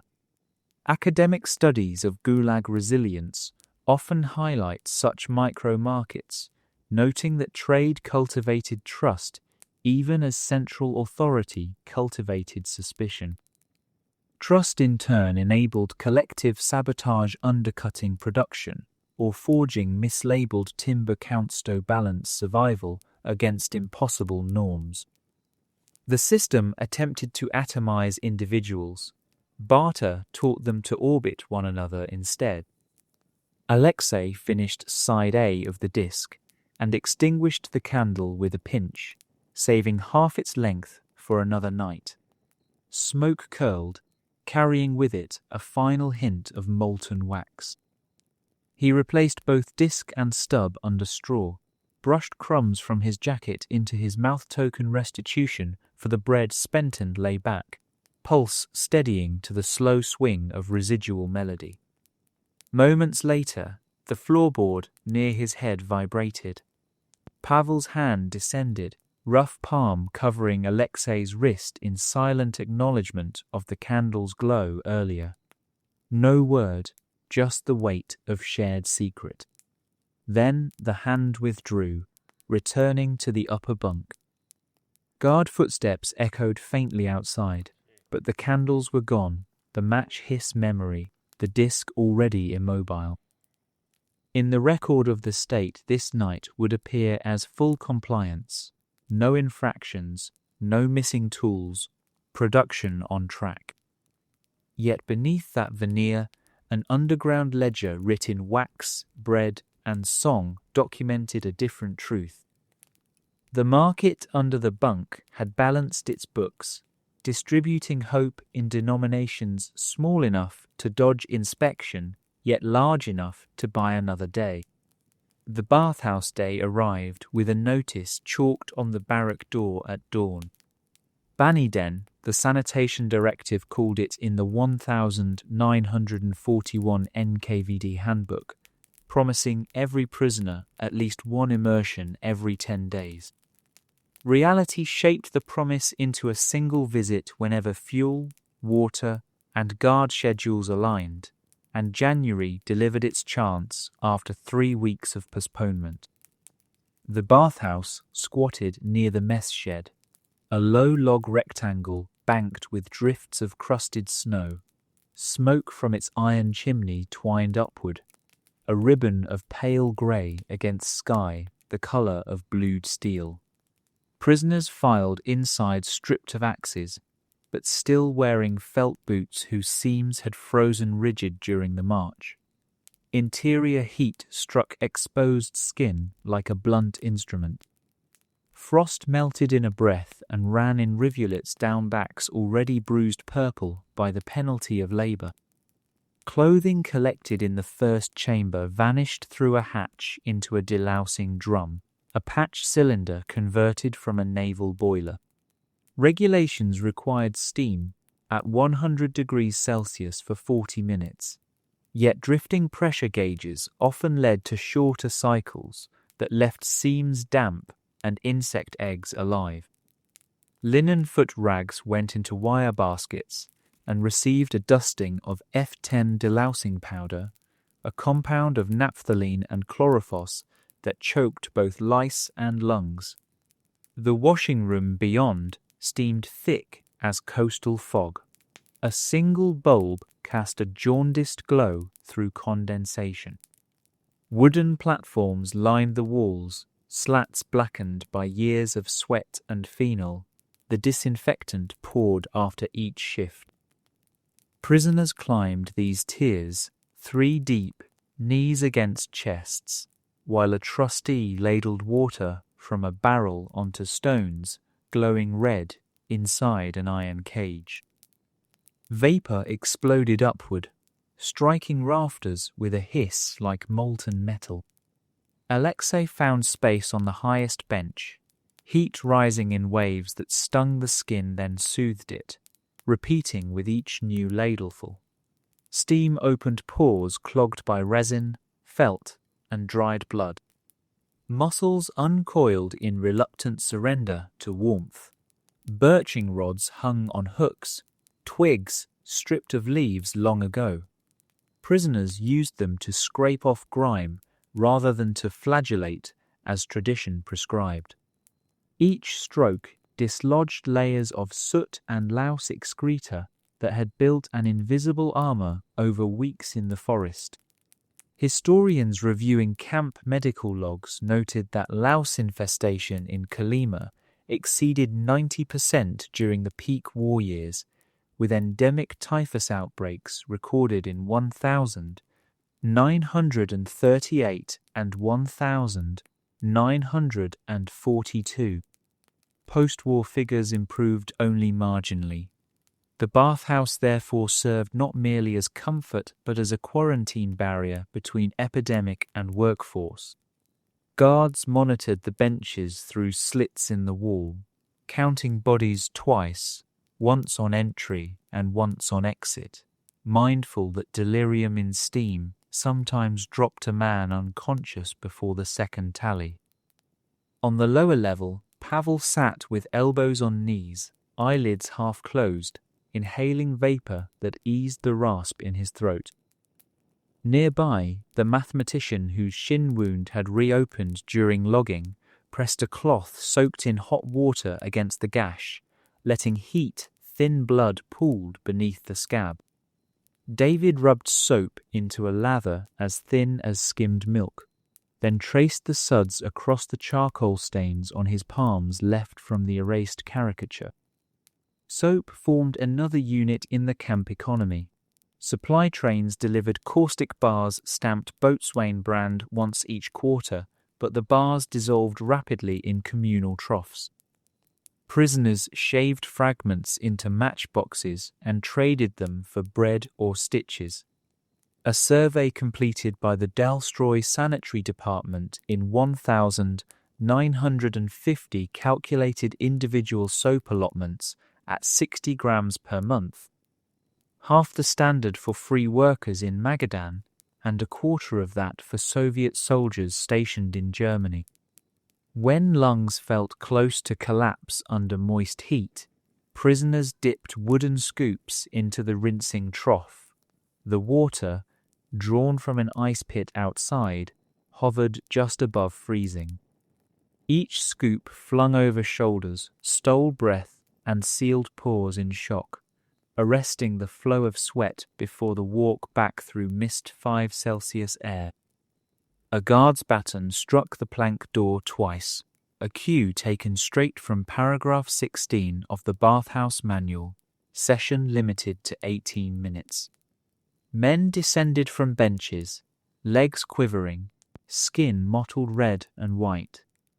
They passed into the dressing chamber, where clothing, still warm from the steam drum, exuded a sour odour of damp wool and insecticide. Garments clung unpleasantly, but a brief illusion existed that they were newly laundered rather than merely parboiled. Fingers probed seams to crush lingering lice, an action executed with the focus of surgery. Exposure after warmth carried its own notation in camp statistics. A 1,949 mortality review linked a spike in bronchial infections directly to post-Banya marches when sweat cooled under quilted jackets. Prisoners learned to bind towels under collars and breathe through felt to slow the thermal plummet. Even so, coughs echoed along the returning column within minutes of leaving the bathhouse gate. Alexei pulled his cap low, relishing the fleeting sensation of clean skin beneath layers of grease. The smell of phenol lingered, harsh yet strangely reassuring because it masked the pervasive scent of decay. Memory carried him to an Odessa public bath, where tiles gleamed and mint soap left a pleasant sting. The comparison could crush morale if held too long, so he released it like steam from lungs and focused on the present tally. Body washed, lice fewer, morale fractionally higher. Snow squeaked under boots, half melted, then refrozen. In the barrack doorway, a trustee sprinkled powdered lime to disinfect the plank threshold. Regulations cited typhus prophylaxis. Prisoners joked privately that lime only bleached despair paler. Inside, the stove crackled, radiating a heat now welcomed rather than tolerated. The evening ration had not improved, but soup tasted less like rust when lips were free of grime. Men settled onto bunks, skin prickling as moisture evaporated. Some scratched reflexively, phantom lice still roaming neural maps despite their host's absence. Others dozed at once, energy reserves exhausted by the abrupt swings of temperature and hope. Alexei lay on his side, straw rustling beneath shoulder blades newly sensitive after scouring. The bone disc remained hidden, but the candle stub promised music later. For now, silence held value. Within that hush, the bathhouse felt like an improbable rumour, steam rising again in memory, cleansing more than skin. Data in Moscow would file this day under hygiene compliance, line 15 fulfilled. Numbers would travel upward, sterilized, but scraps of humanity clung stubbornly to the spaces between statistics, warm for an hour inside the coldest place on Earth. After evening muster, Pavel could no longer hide the purple line spreading from his toes toward the arch of his foot. Frostbite advanced beneath the felt boots worn wet, then frozen, then wet again. Regulations issued by the Ministry of Internal Affairs in 1948 required that any prisoner showing black tissue be removed from production. Yet in practice, removal depended on whether a replacement could be found. The brigade had already lost one man under a fallen tree, and another lay feverish in the bunk above the stove. No spare bodies remained. Arkady, who had performed gallbladder operations in Leningrad before his arrest, watched Pavel descend the barrack ladder rung by rung. He counted the number of joints that locked and the seconds each foot lingered on the plank. His medical training catalogued symptoms even when supplies to treat them did not exist. Inside his coat pocket lay a scalpel blade traded weeks earlier for 2 bread rations, still wrapped in gauze green with copper antiseptic. Beside it, a spool of catgut, stiff from cold. The sick bay occupied half of a tool shed near the wire. A tarpaulin separated hammers from bodies. Tables had once been school desks requisitioned during the war. One cast-iron stove stood along the north wall, its pipe patched with solder that hissed when snowmelt dripped on contact. Temperature in the bay varied from 3 degrees in the corners to 10 beside the stove, just warm enough to thaw tissue so gangrene could spread. Camp statistics for 1,950 list frostbite as the second most common cause of infirmary admission, surpassed only by dysentery. Mortality climbed when infection reached the bone, typically within 7 days. Yet, the commandant preferred to keep numbers low. Deaths in the sick bay counted against local efficiency indexes, while deaths on the worksite could be assigned to unavoidable accident. Hence the pressure to discharge patients quickly, fit or not, remained constant. Arkady entered with Pavel supporting himself on a shovel handle. The orderly, a convict with 6 months left on sentence, logged the arrival time under a column-headed illnesses of uncertain productivity. 3 beds out of 8 stood vacant only because their former occupants had died the previous week.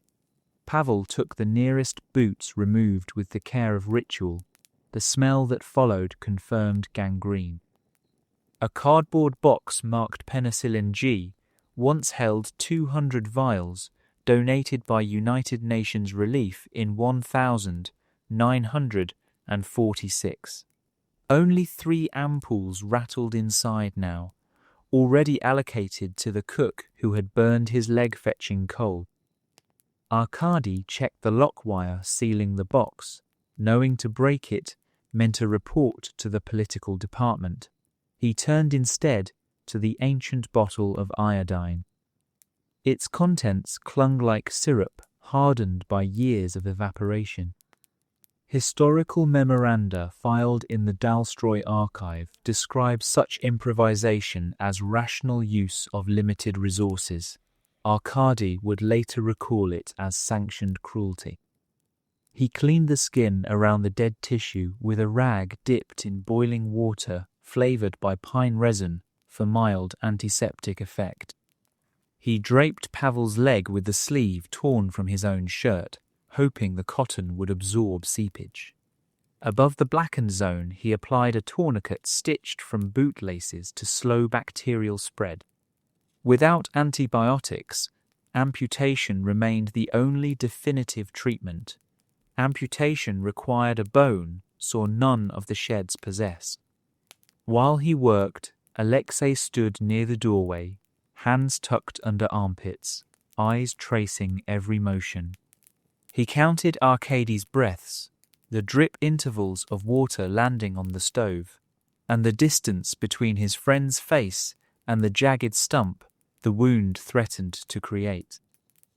Observers in later oral histories reported that such counting became a coping technique, transforming horror into arithmetic. Outside the bay, guards walked patrol circuits at 15-minute intervals. Each pause to clear frost from eyelashes produced a crunch loud enough to reach the thin walls. Arkady timed his voice to these footfalls whenever he issued brief instructions, ensuring the guard outside heard nothing more than routine muttering. The concealment of medical failure served both doctor and patient. Official doctrine insisted rehabilitation through work, not extended convalescence. Midnight approached. The stove died to embers. Frost crept across the inside of the window pane, creating crystalline ferns whose beauty mocked the bodies shivering below. Pavel slept in fitful bursts, pulse fluttering. Arkady wrote a prognosis in blunt pencil. Observe 24 hours, evaluate for possible transfer to Magadan surgical unit. In reality, the railway transport list for January was closed. No train would take a non-productive prisoner out before March, when temperatures lifted enough to keep locomotive boilers from freezing. On a shelf above the desks rested the ledger of recoveries, each line counterbalancing the ledger of losses maintained at Dalstroy headquarters. Clerks preferred symmetry. Every infection cured justified another risk pushed onto men still swinging axes. Numbers consoled the distant planners in Moscow, but inside the sick bay they dissolved into the smells of iodine, necrotic flesh, and damp wood smoke. Alexei left just before roll call, frost pinching the cuticle of every finger. Behind him, Arkady rinsed cloth strips in a bucket where water had crusted with ice on the surface. He would return to Pavel twice before dawn, moving between bunks like a shadow attempting triage in a war where the enemy was both cold and bureaucracy. Medical bulletins circulated among camp doctors stressed optimism when addressing patients, citing morale as a critical therapeutic agent. Arkady obeyed the letter by arranging Pavel's blanket neatly, but the substance of hope lay beyond any directive. The surgeon tucked the scalpel blade back into his pocket, its edge untarnished for lack of use. In that small reflection, he saw both his former skill and its current impotence, an indictment more cutting than the steel itself. Morning siren called the healthy to quota. Snow muffled the distance between axe and sickbed, yet Pavel would hear each fall in his sleep, aware that his absence shifted labour onto men who could ill afford it. The Gulag converted individual loss into collective burden with ruthless efficiency, a mechanism as precise as any surgical tool. Near sunrise, ice fog seeped under the door, haloing the bed legs in white. Arkady noted the advancing frost line and marked time on his internal chart. 8 hours until the next ration of thin soup reached the infirmary. 6 hours until he must decide whether to break regulations and amputate. 3 hours until the guard came to count survivors. Numbers layered atop numbers until they formed a calculus of survival whose variables changed faster than any physician could calculate. In Moscow, another day began with ministers reviewing output from the timber camps. The column labeled lost labor units included a figure that, if the system remained consistent, would absorb Pavel by the end of the week. Between that line and the cold reality of the sick bay stood only Arkady, a dull scalpel, and the fraying thread of professional oath carried from a hospital that no longer acknowledged his existence. Twilight in Kolyma lasted only a handful of breaths.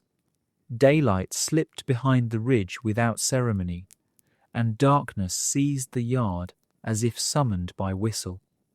In that narrow hinge of time, prisoners assembled for the ritual that closed every work shift, a ritual older than most of the men present and codified in bureaucratic ink before many of them were born.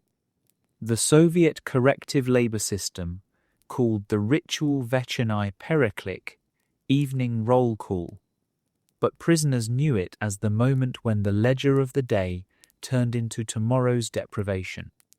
Guards herded the returning column through the outer gate, lantern beams slicing the swirling frost. At the barrack doors, tools vanished toward racks for inspection. Bodies were streamed into rows on the packed snow. No voices rose in greeting or complaint. Sound management had been internalized until silence became second nature, reinforced by the casual memory of batons. 30-second intervals of quiet breathing produced clouds that drifted upward, merged, then dispersed under the searchlight sweep. Centralized directives, first issued in 1937 when the Gulag network expanded beyond Solovki, demanded 2 counts daily. Dawn to measure productive capacity, and dusk to ensure that capacity had not escaped into the taiga. Official paperwork therefore recorded each muster as a security precaution. Prisoners experienced it as the blunt economic pivot between quota fulfilled and ration adjusted. Every missing shovel, every lost axe head, every late return could reduce the evening soup by 20 grams per man, an arithmetic of punishment that shaped behavior more effectively than ideology. The senior guard of the watch, shoulders layered in wolf fur collar, stood on a box so his tally board rested above the line of heads. A junior clerk, pencil already blackened with frost, entered numerals as each brigade leader lifted a gloved hand to indicate present bodies. The missing logger crushed by the reversed larch reduced the brigade count by 1. This discrepancy triggered the subclause on group liability introduced in 1942 when the war diverted seasoned personnel from the camps. According to that clause, any squad finishing short must forfeit a percentage of bread units until the shortfall corrected by replacement or the next intake of prisoners. Bookkeepers in Magadan later aggregated such penalties into tables headed Ekonomia Produvolstvia, food savings. Those tables travelled still farther to the Ministry of Internal Affairs in Moscow, where they appeared under the title Efficient Resource Allocation. Behind the abstract terminology stood evenings like this, rows of exhausted men watching the clerk's pencil trace a diagonal that meant tomorrow's slices would weigh less. Cold sharpened the smell of paraffin from the lanterns. It mingled with sweat and thawed resin clinging to quilted jackets. Frost accumulated along eyebrows, sculpting each face into a specimen of geological time. Muscles trembled, yet posture remained rigid. Failure to maintain stillness during count could be interpreted as disrespect, a category of offence the 1944 Camp Statute listed between political agitation and attempted sabotage. Since any offence could redirect a prisoner to the isolation pit or to a punishment brigade digging winter graves, stillness ranked above bodily comfort. When the final digit landed on the tally sheet, the guard compared it to the mourning figure. One of the punishment squads showed a surplus of tools, evidence that an axe head had been pocketed somewhere in transit. Regulations required the entire group to stand aside while searches began again, a drill that might last an hour. The remainder of the population waited in formation, shoulders cramping, toes fading to numb stone. Collective punishment had proven administratively effective almost from the Gulag's inception. Internal memoranda from 1934 praised the method for forcing prisoners to police themselves. In practice, it fostered covert bargaining. The owner of the missing axe head could return it by stealth to save the group, or the group could identify a scapegoat to satisfy the guard's ledger. Tonight, no hidden culprit appeared. The second search produced only the same count as the first, and the squad resigned itself to reduced rations and a note of non-compliance in the next weekly report. With tools finally accounted for, the formation received its dismissal, not through words, but through the abrupt snuffing of the main lantern. Darkness rolled forward, an unspoken order to disperse. Boots scraped across the crusted yard snow, each man gravitating toward his barrack with the instinct of migratory birds finding ancestral roots. Inside Barrack 6, the stove burned weakly. Fuel logs, allocated by weight proportional to production, had been docked during the previous week's shortfall. A thin glow rimmed the iron lid, barely enough to light the first row of bunks. Alexei entered behind David and watched breath fog curl beneath rafters already jeweled by icicles. The temperature difference between yard and interior measured only a few degrees, yet those degrees meant survival. Evening soup arrived soon after, ladled by Yusuf, who now walked with a limp caused by chilblains untreated. He served the brigade a thinner portion than yesterday, deduction for the dead logger acting faster than his burial. Each man noted the reduction by eye, never by voice, adjusting mental projections, calories absorbed, calories to expend. Nutrition tables embedded in the 1950 camp handbook listed subsistence at 2,200 calories for heavy labor. Actual allotment tonight delivered roughly half. Alexei swallowed the soup slowly, tongue counting each barley grain. Around him, the barrack hummed with motions too small for sensors.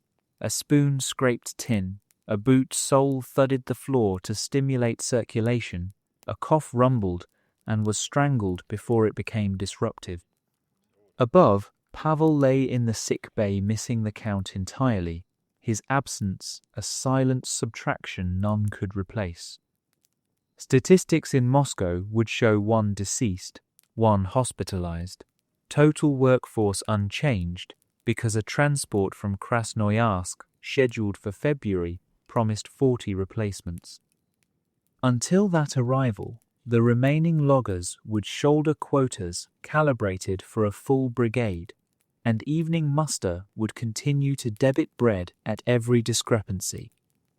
Alexei set his empty bowl on the plank, feeling the wooden surface vibrate from bodies settling into place. He traced a pattern in the frost on the edge, capturing the rhythm of the day: march, swing, fall, drag, count. Each word carved a short line, the sum forming a quiet ledger of personal accounting.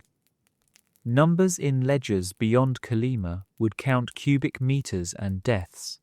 Numbers scratched in frost counted heartbeats and hopes. Lanterns outside the barrack dimmed as guards retreated to their quarters, leaving only the watchtower searchlight crossing the sky.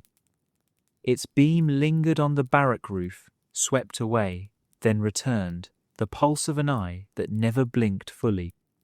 In that brief sweep, Alexei saw the outline of the chalkboard stored at the edge of the yard, tomorrow's quota already chalked by an unseen hand. 15 cubic meters scratched in white on black, same as yesterday, though the brigade was smaller. Evening muster, now concluded, had reached beyond timekeeping to shape the next day's demand. Bread would fall, wood volumes would not, and bodies would attempt mathematics the planners refused to attempt for them. Across the yard, the searchlight completed another arc, fixing the future in luminous certainty.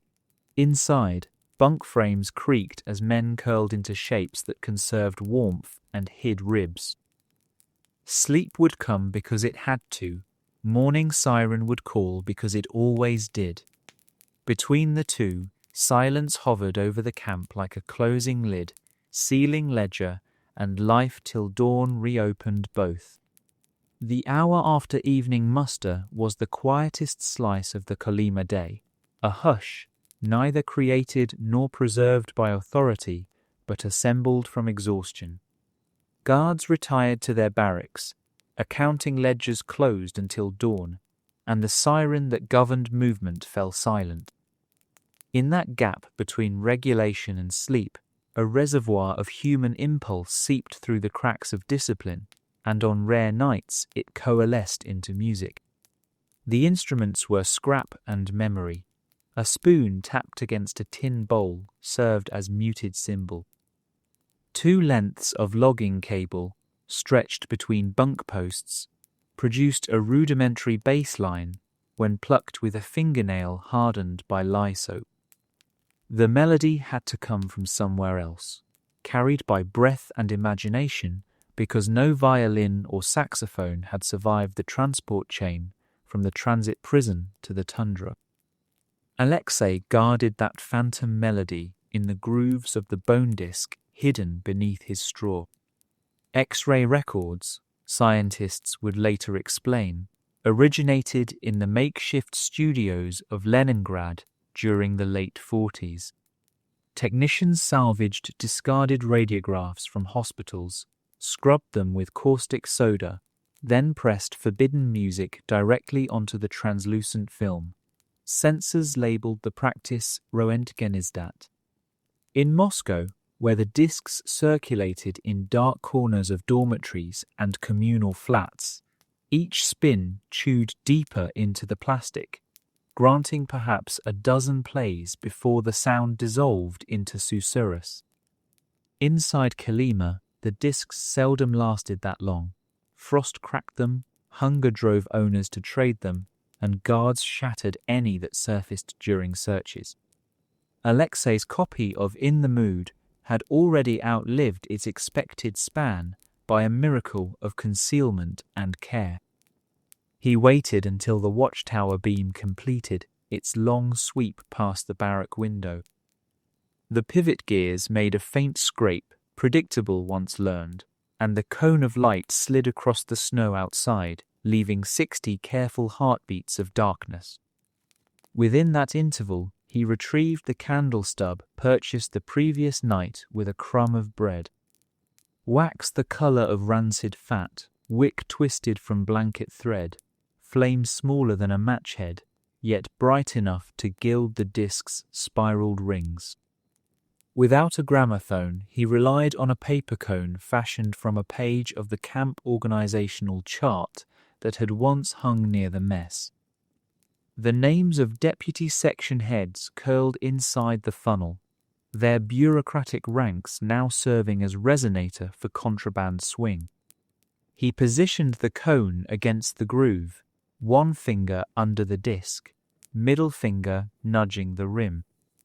Arm movement supplied both rotation and tempo, an act that required a gentle pulse foreign to the day's brutal economy, but familiar to his pre-arrest life among loading cranes and harbour bars. Vibrations travelled up the cone, brittle and thin, yet undeniable. A low brass moan seeped under the bunk, crawled across floorboards, and rose into the stale air.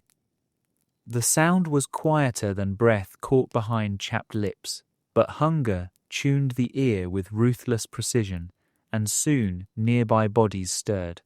Pavel, feverish in the infirmary, could not hear it. David did. The student's hand, cramped from hours gripping an axe, flexed twice, palm-striking his thigh in silent timekeeping. Across the aisle, Yusuf exhaled a sigh that timed itself to the invisible downbeat. Memoirs from political prisoners describe these nocturnal concerts with language that verges on sacred. When Central Archives opened after 1991, historians found no mention of them in official reports, a gap more telling than any statistic. Cultural deviation in the Gulag was documented only when discovered and punished.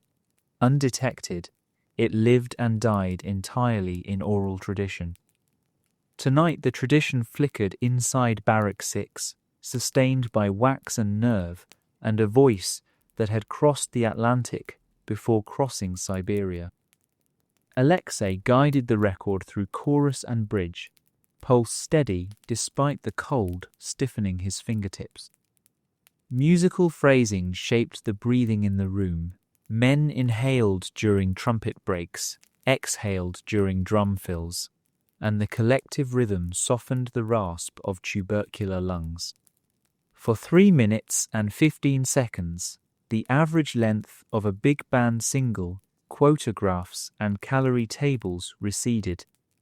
In their place stood dancers outlined in the glow of Odessa street lamps, the hum of diesel engines at harbour dawn, and Anya leaning against a rail, hair blown across her cheek. When the final bar lingered, the disc's hiss filled the gap. Alexei allowed one extra rotation, then lifted the cone. Wood groaned outside as the watchtower lamp began its return arc. He pinched the wick between thumb and forefinger.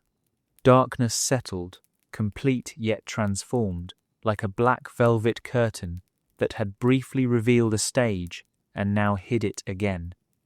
Residual heat from the candle evaporated in seconds, leaving a chill sharpened by the adrenaline ebb. Stillness returned, but it was not the stillness enforced by count or by fear. It resembled the pause after a symphony where audience and orchestra share one suspended breath. Prisoners folded into sleep with movements careful not to rustle straw, disrupting that afterglow felt sacrilegious. Even the lice, warmed by steam earlier in the week, retreated to seams of clothing, stunned by the unnatural quiet. Somewhere near the back wall, a whisper of paper indicated David sliding his stub of charcoal into hiding. The student had once sketched jazz musicians from smuggled posters. The memory of those shapes may have guided his earlier caricature of the Generalissimo. Tonight, nourished by melody, he would dream in cleaner lines. Across the room, Yusuf wrapped a cloth around his inflamed ankle, the throbbing briefly dulled by harmony, still vibrating in cartilage and bone. Soviet penal policy spoke of corrective labor re-educating the criminal and reforming the bourgeois temperament. Yet among the thousands of circulars dispatched from Moscow to the camps, none acknowledged the pedagogical power of swing, blues, or the Russian folk tunes occasionally whistled by mine brigades. Undocumented, the music persisted, moving along prisoner transports like a benign virus, lowering blood pressure, lifting mood, and in a few documented cases provoking disciplinary reprimands severe enough to shorten life expectancy. In effect, the state fought silence with oppression, and the oppressed fought back with song too small to measure. Alexei folded the disc inside its rag and replaced it under the straw.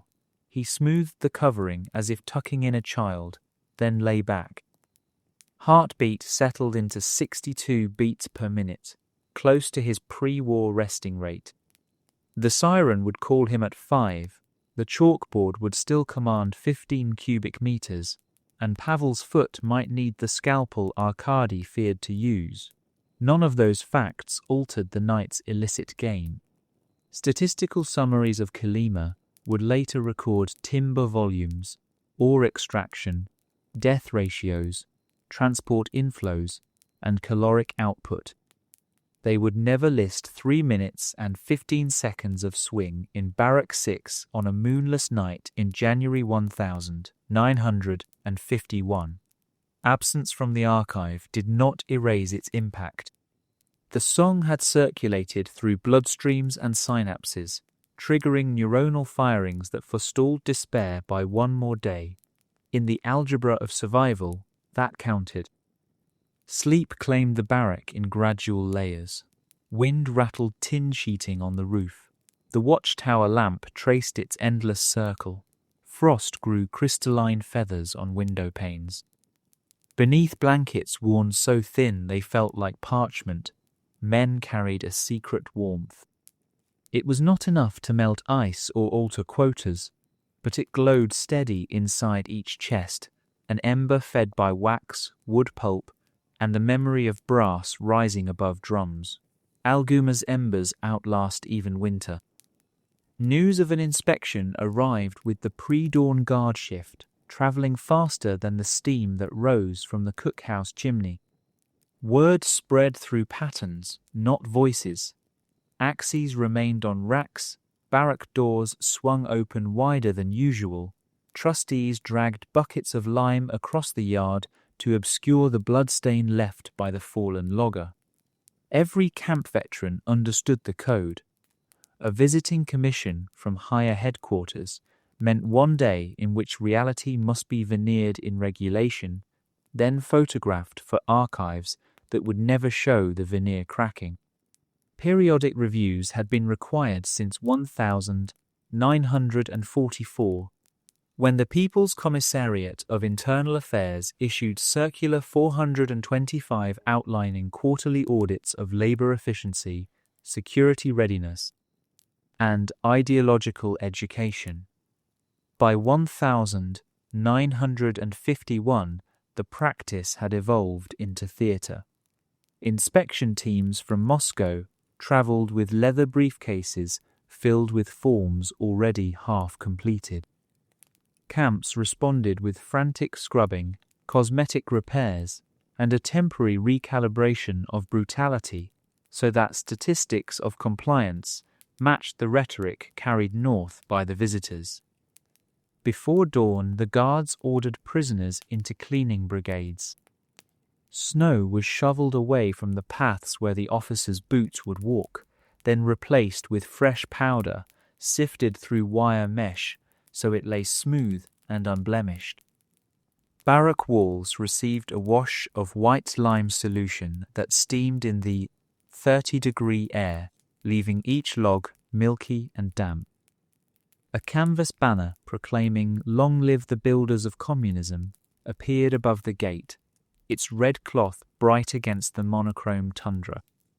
Even the sick bay submitted to choreography. Pavel's leg, still blackening despite Arkady's ministrations, was wrapped in clean linen and moved to the far corner behind a screen. Hospital ledgers displayed beside the stove listed only recoveries. The latest entry, a fabrication predicting Pavel fit for work within 3 days. A jar of unused penicillin vials, contents long crystallized, stood on the shelf as evidence of modern treatment. At 9, the inspection column arrived. a truck grinding through rutted ice, followed by a sled carrying 2 trunks of documents. At its head walked a colonel from the Ministry of State Security, uniform pressed so sharply the fabric seemed starched with frost. Behind him shuffled a civilian statistician whose glasses fogged each time he exhaled, and a stenographer clutching a portable typewriter.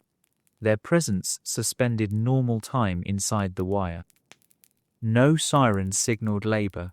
Instead, prisoners were ordered into parade formation, boots aligned on chalk marks hidden beneath snow. Historical records show that such commissions rarely stayed longer than 8 hours, yet their impact rippled through camp schedules for weeks. Productivity rose artificially in the days preceding a visit, dipped sharply afterward, and then climbed again when punitive quotas compensated for the dip. Economists studying Gulag output graphs can still identify the sawtooth pattern wherever inspection dates survive in marginal notes. The colonel began his circuit at the tally board, tracing a gloved finger down columns of cubic meters. January norms appeared met, even exceeded, thanks to hurried chalk additions carried out at dawn. He nodded without visible enthusiasm, initialed the sheet, and moved on to the tool rack, where every axe head had been sharpened overnight. Metal edges gleamed, though many would dull within a single trunk once real work resumed. Next came the barrack interiors. Floors scrubbed with snow gave off a faint pine scent, almost pleasant compared with the usual ammonia and sweat. The colonel glanced at bunks aligned like museum exhibits, blankets folded to regulation squares, name tags facing outward. Nobody mentioned that prisoners used those same tags as emergency cigarette paper the moment inspections ended. In the mess shed, Yusuf ladled a sample of soup into a porcelain bowl borrowed from the officers' club. The liquid displayed visible grains of barley and several cubes of fatback that would disappear once the visitors left. The civilian statistician weighed a bread ration on a brass scale, nodding as the pointer settled exactly on the 700-gram mark prescribed for shock workers. The scale had been calibrated 20 minutes earlier with hidden lead slivers fixed beneath the tray. Ideological compliance required demonstration too. A blackboard near the gate bore a freshly copied excerpt from Stalin's 1935 speech on socialist emulation. David, chosen for his clear diction, stepped forward and recited the passage about raising production through patriotic fervour. The colonel listened, face unreadable, then noted something in a pocket notebook. No one dared glance at the notebook, but experience suggested the line would read ideological work satisfactory. Before departure, the commission gathered in the administrative office, a room warmed by an iron stove burning coal allocated from the mine across the valley. Here the chief of camp presented quarterly figures, timber volumes, incident rates, ratio of recovered prisoners to those permanently disabled. Charts mounted on pasteboard displayed upward arrows in red chalk, each arrow tipped with a small 5-pointed star. Behind the data, the smell of drying lime clung to the walls, masking a subtler odour of mildew rooted too deep to clean. The colonel signed 3 pages, sealed them with a rubber stamp bearing the state emblem, and returned his pen to a compartment stitched inside his glove. He declined tea, accepted a salute, and stepped back into the yard.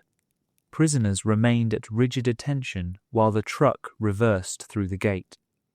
As its tailboard vanished behind the watchtower corner, the banner overhead sagged slightly in the wind, fabric already stiffening with frost. Inspection day ended, The moment engine noise faded. Guards barked to life, ordering tools distributed, quotas renewed. The veneer peeled in less time than it had taken to apply. Lime on the barrack walls began to flake, revealing the dark logs beneath. Soup portions shrank to their customary translucence. The bread scale, stripped of its hidden lead, once again recorded honest scarcity. Arkady returned to the sick bay where Pavel shivered behind the screen. The fresh bandage already spotted brown at the seams. No transport to Magadan had been arranged.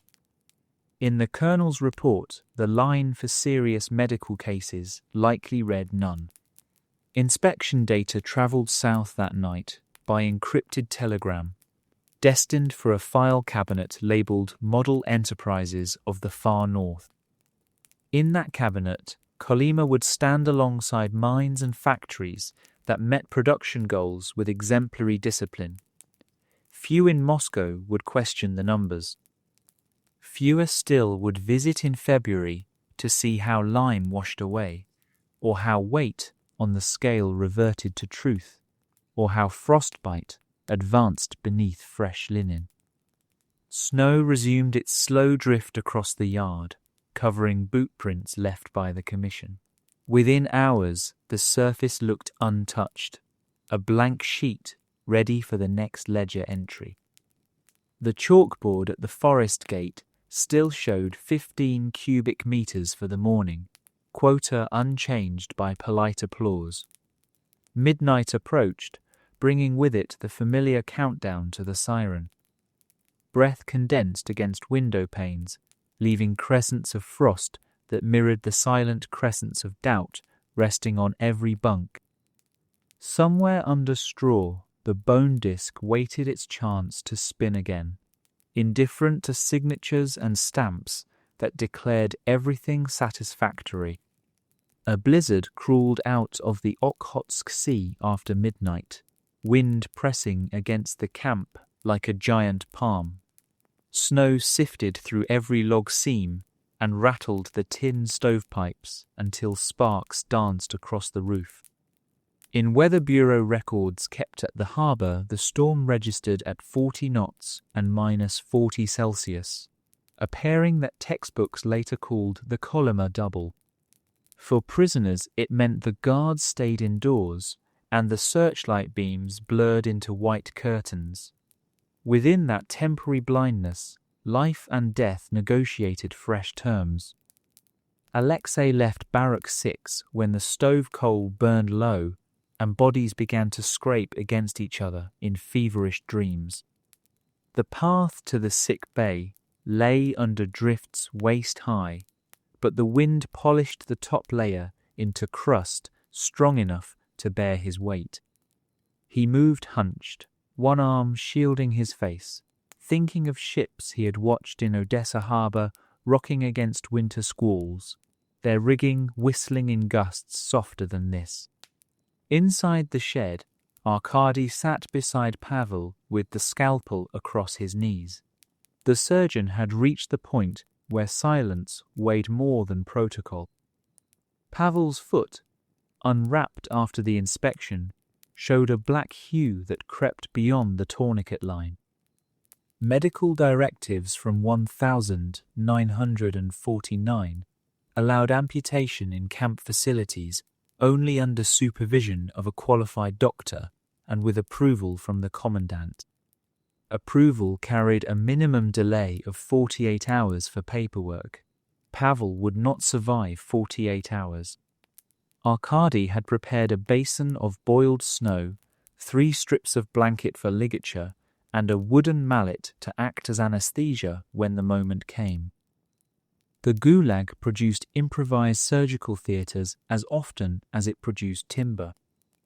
Statistics retrieved from the Magadan Health Department in the 1990s reveal that more than 600 amputations were performed in Kolyma camps between 1946 and 1952 without ether or morphine. Usually at night, usually by men like Arkady, who once wore white coats in Leningrad or Kharkiv. Survival past 7 days stood at 40%. Alexei knelt opposite the surgeon, replacing formal consent with the nod exchanged between men who understood the arithmetic. One would hold Pavel's shoulders, the other would cut. The blizzard masked any potential scream, a grim mercy granted by nature. Before the first incision, Arkady whispered a prayer older than the state, but the words drowned in wind rattling the shed walls. Steel met flesh and darkness swallowed sound. Pavel never woke. Shock claimed him before the mallet rose. Arkady pressed fingers to the neck and found no pulse. For 10 seconds he kept the scalpel poised, torn between professional instinct and the finality already written on Pavel's skin. Then he set the instrument down and covered the leg with the blanket. The death would feed 2 ledgers by morning. In the sick bay register, Arkady would write cardiac failure during sleep, conforming to the euphemisms Moscow statisticians preferred. In the barrack tally, the loss reduced the brigade by yet another worker, triggering tighter rations under collective responsibility. That mechanism dated back to NKVD Circular 940 and remained untouched despite minor revisions to camp statutes. Alexei helped lift the body onto a stretcher fashioned from shovel handles and tool-shed canvas. Wind pressed against the door when they opened it, buffeting the canvas so hard the shape beneath seemed to twist like a living thing. Dragging the stretcher across the yard, he remembered Pavel's first advice months earlier: measure strength by tomorrow's need, not today's. The phrase had joined a silent treasury of lessons, fragments of civilian wisdom adapted to the tundra. Near the cemetery fence, wooden crosses leaned at irregular angles, victims of permafrost that heaved the soil each spring. The newest trench lay half filled with snow, its bottom frozen like glass. Burials in winter followed the quick method established in 1933. Set the body, cover with lime, lay planks, and wait for thaw to finish the task. A guard noted the delivery from the watchtower by lantern flash, an acknowledgement that satisfied regulations without exposing anyone to the storm. Back in Barrack 6, Alexei sat on his bunk while the wind banged loose shutters. He should have slept. Dawn lay 4 hours away, and quotas did not pause for grief. Yet an alertness pulsed in his skull, a residue of witnessing the breach between procedure and mercy. He pulled out the bone music disc and turned it in his hands without lighting the candle. Even in darkness, his fingertips traced the groove spirals, reassuring him the artifact still existed. History would later label 1951 as the final full winter of Stalin's Gulag before the slow attrition of bureaucracy and the coming thaw. Scholars counted policy decrees and production curves. Alexei counted hours, calories, and now corpses. Both sets of data pointed toward collapse, though only one could be printed in Pravda. Wind slackened shortly before 4. The temperature dropped another 5 degrees, but the air turned steady, revealing a sky sponged with distant stars. Alexei stood at the narrow window slot and watched the aurora flicker green above the wire. Science textbooks smuggled into the camp claimed auroras were electrons hammering oxygen, but prisoners preferred the tale that souls of the dead rose northward, staining the sky so the living would not forget them. Pavel's shade might already be up there, leaning on an invisible axe, waiting for music. A faint pre-dawn glow appeared low in the southeast, the first hint of a sun too weak to warm skin, yet strong enough to start another cycle of labour. Alexei tucked the record away and lay down. His blanket felt lighter than usual, as though it shared the deficit he would carry into the forest. He closed his eyes and held the aurora behind his lids until sleep fused light and sound into a single promise. Survive until spring, when the ground softens and the wind remembers to be only wind again. Late winter of 1953 brought rumours harder to contain than frost. First came scrap paper notes passed along the Yakutsk transport route, naming a stroke in Moscow. Then a guard let slip that the portrait above the commandant's desk had been removed for cleaning, a euphemism prisoners understood at once. By the time Pravda published the obituary of Iosif Djugashvili, word had already crossed 8 time zones of camps. In Barrack 6, Alexei read the bulletin tacked to the mess hall wall and felt a current move through the room, stronger than any stove draft. Historians later charted a complex sequence between the death of Stalin in March 1953 and the first amnesty decrees, yet inside Kolyma, the timeline compressed into visceral moments. Guards grew hesitant with batons. Political department officers began to replace talk of re-education with phrases like review of sentences.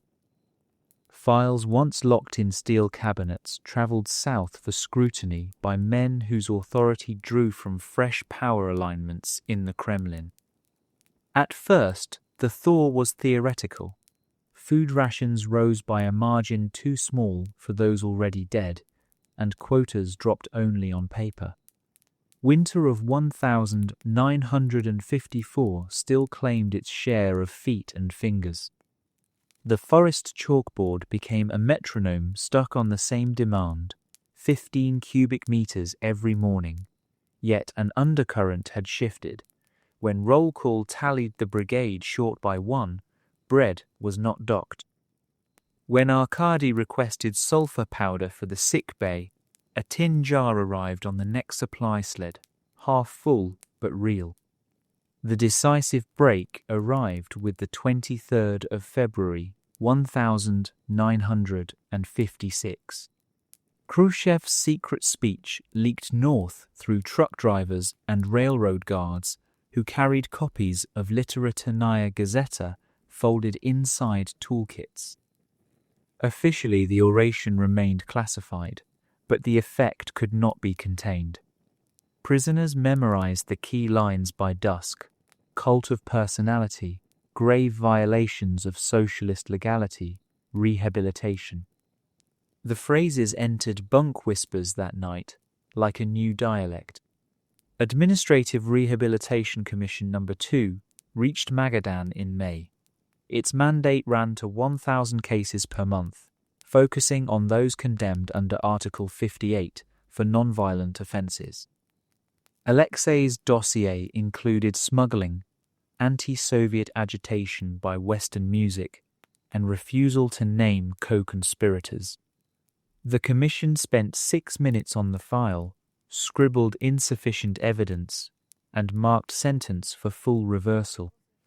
Official procedure required immediate release at the gate, a train ticket, and a small stipend. Kolyma's infrastructure had other ideas. Steamship schedules were erratic, and the amnesty train west had room for only a fraction of the cleared prisoners. Alexei waited 3 weeks before his name appeared on the transit manifest. During that limbo, he continued to fell trees, though guards stopped counting production. Work became habit, a muscle memory even freedom could not yet untie. The departure morning looked like any other: fog, spruce silhouettes, and the steady creak of sled runners. But the siren did not sound. Instead, the camp clerk read 50 names in alphabetical order and directed each man to the warehouse for civilian clothing issued under Directive 737. The garments, stitched from coarse wool, hung loose on frames carved thin by 6 winters, yet they felt unreal in their softness. Crossing the threshold out of the inner gate, Alexei glanced back once. Snow covered the chalkboard, the barrack roofs, and the cemetery fence where Pavel rested under a cross of larch. No vantage point could reveal the breadth of human labour contained in those boundaries. Statistics would later claim the forest yielded nearly 8 million cubic metres under the post-war Kolyma plan. None attributed a single board to the bone and minutes consumed in its making. The journey south resembled a slow unspooling of film run backward.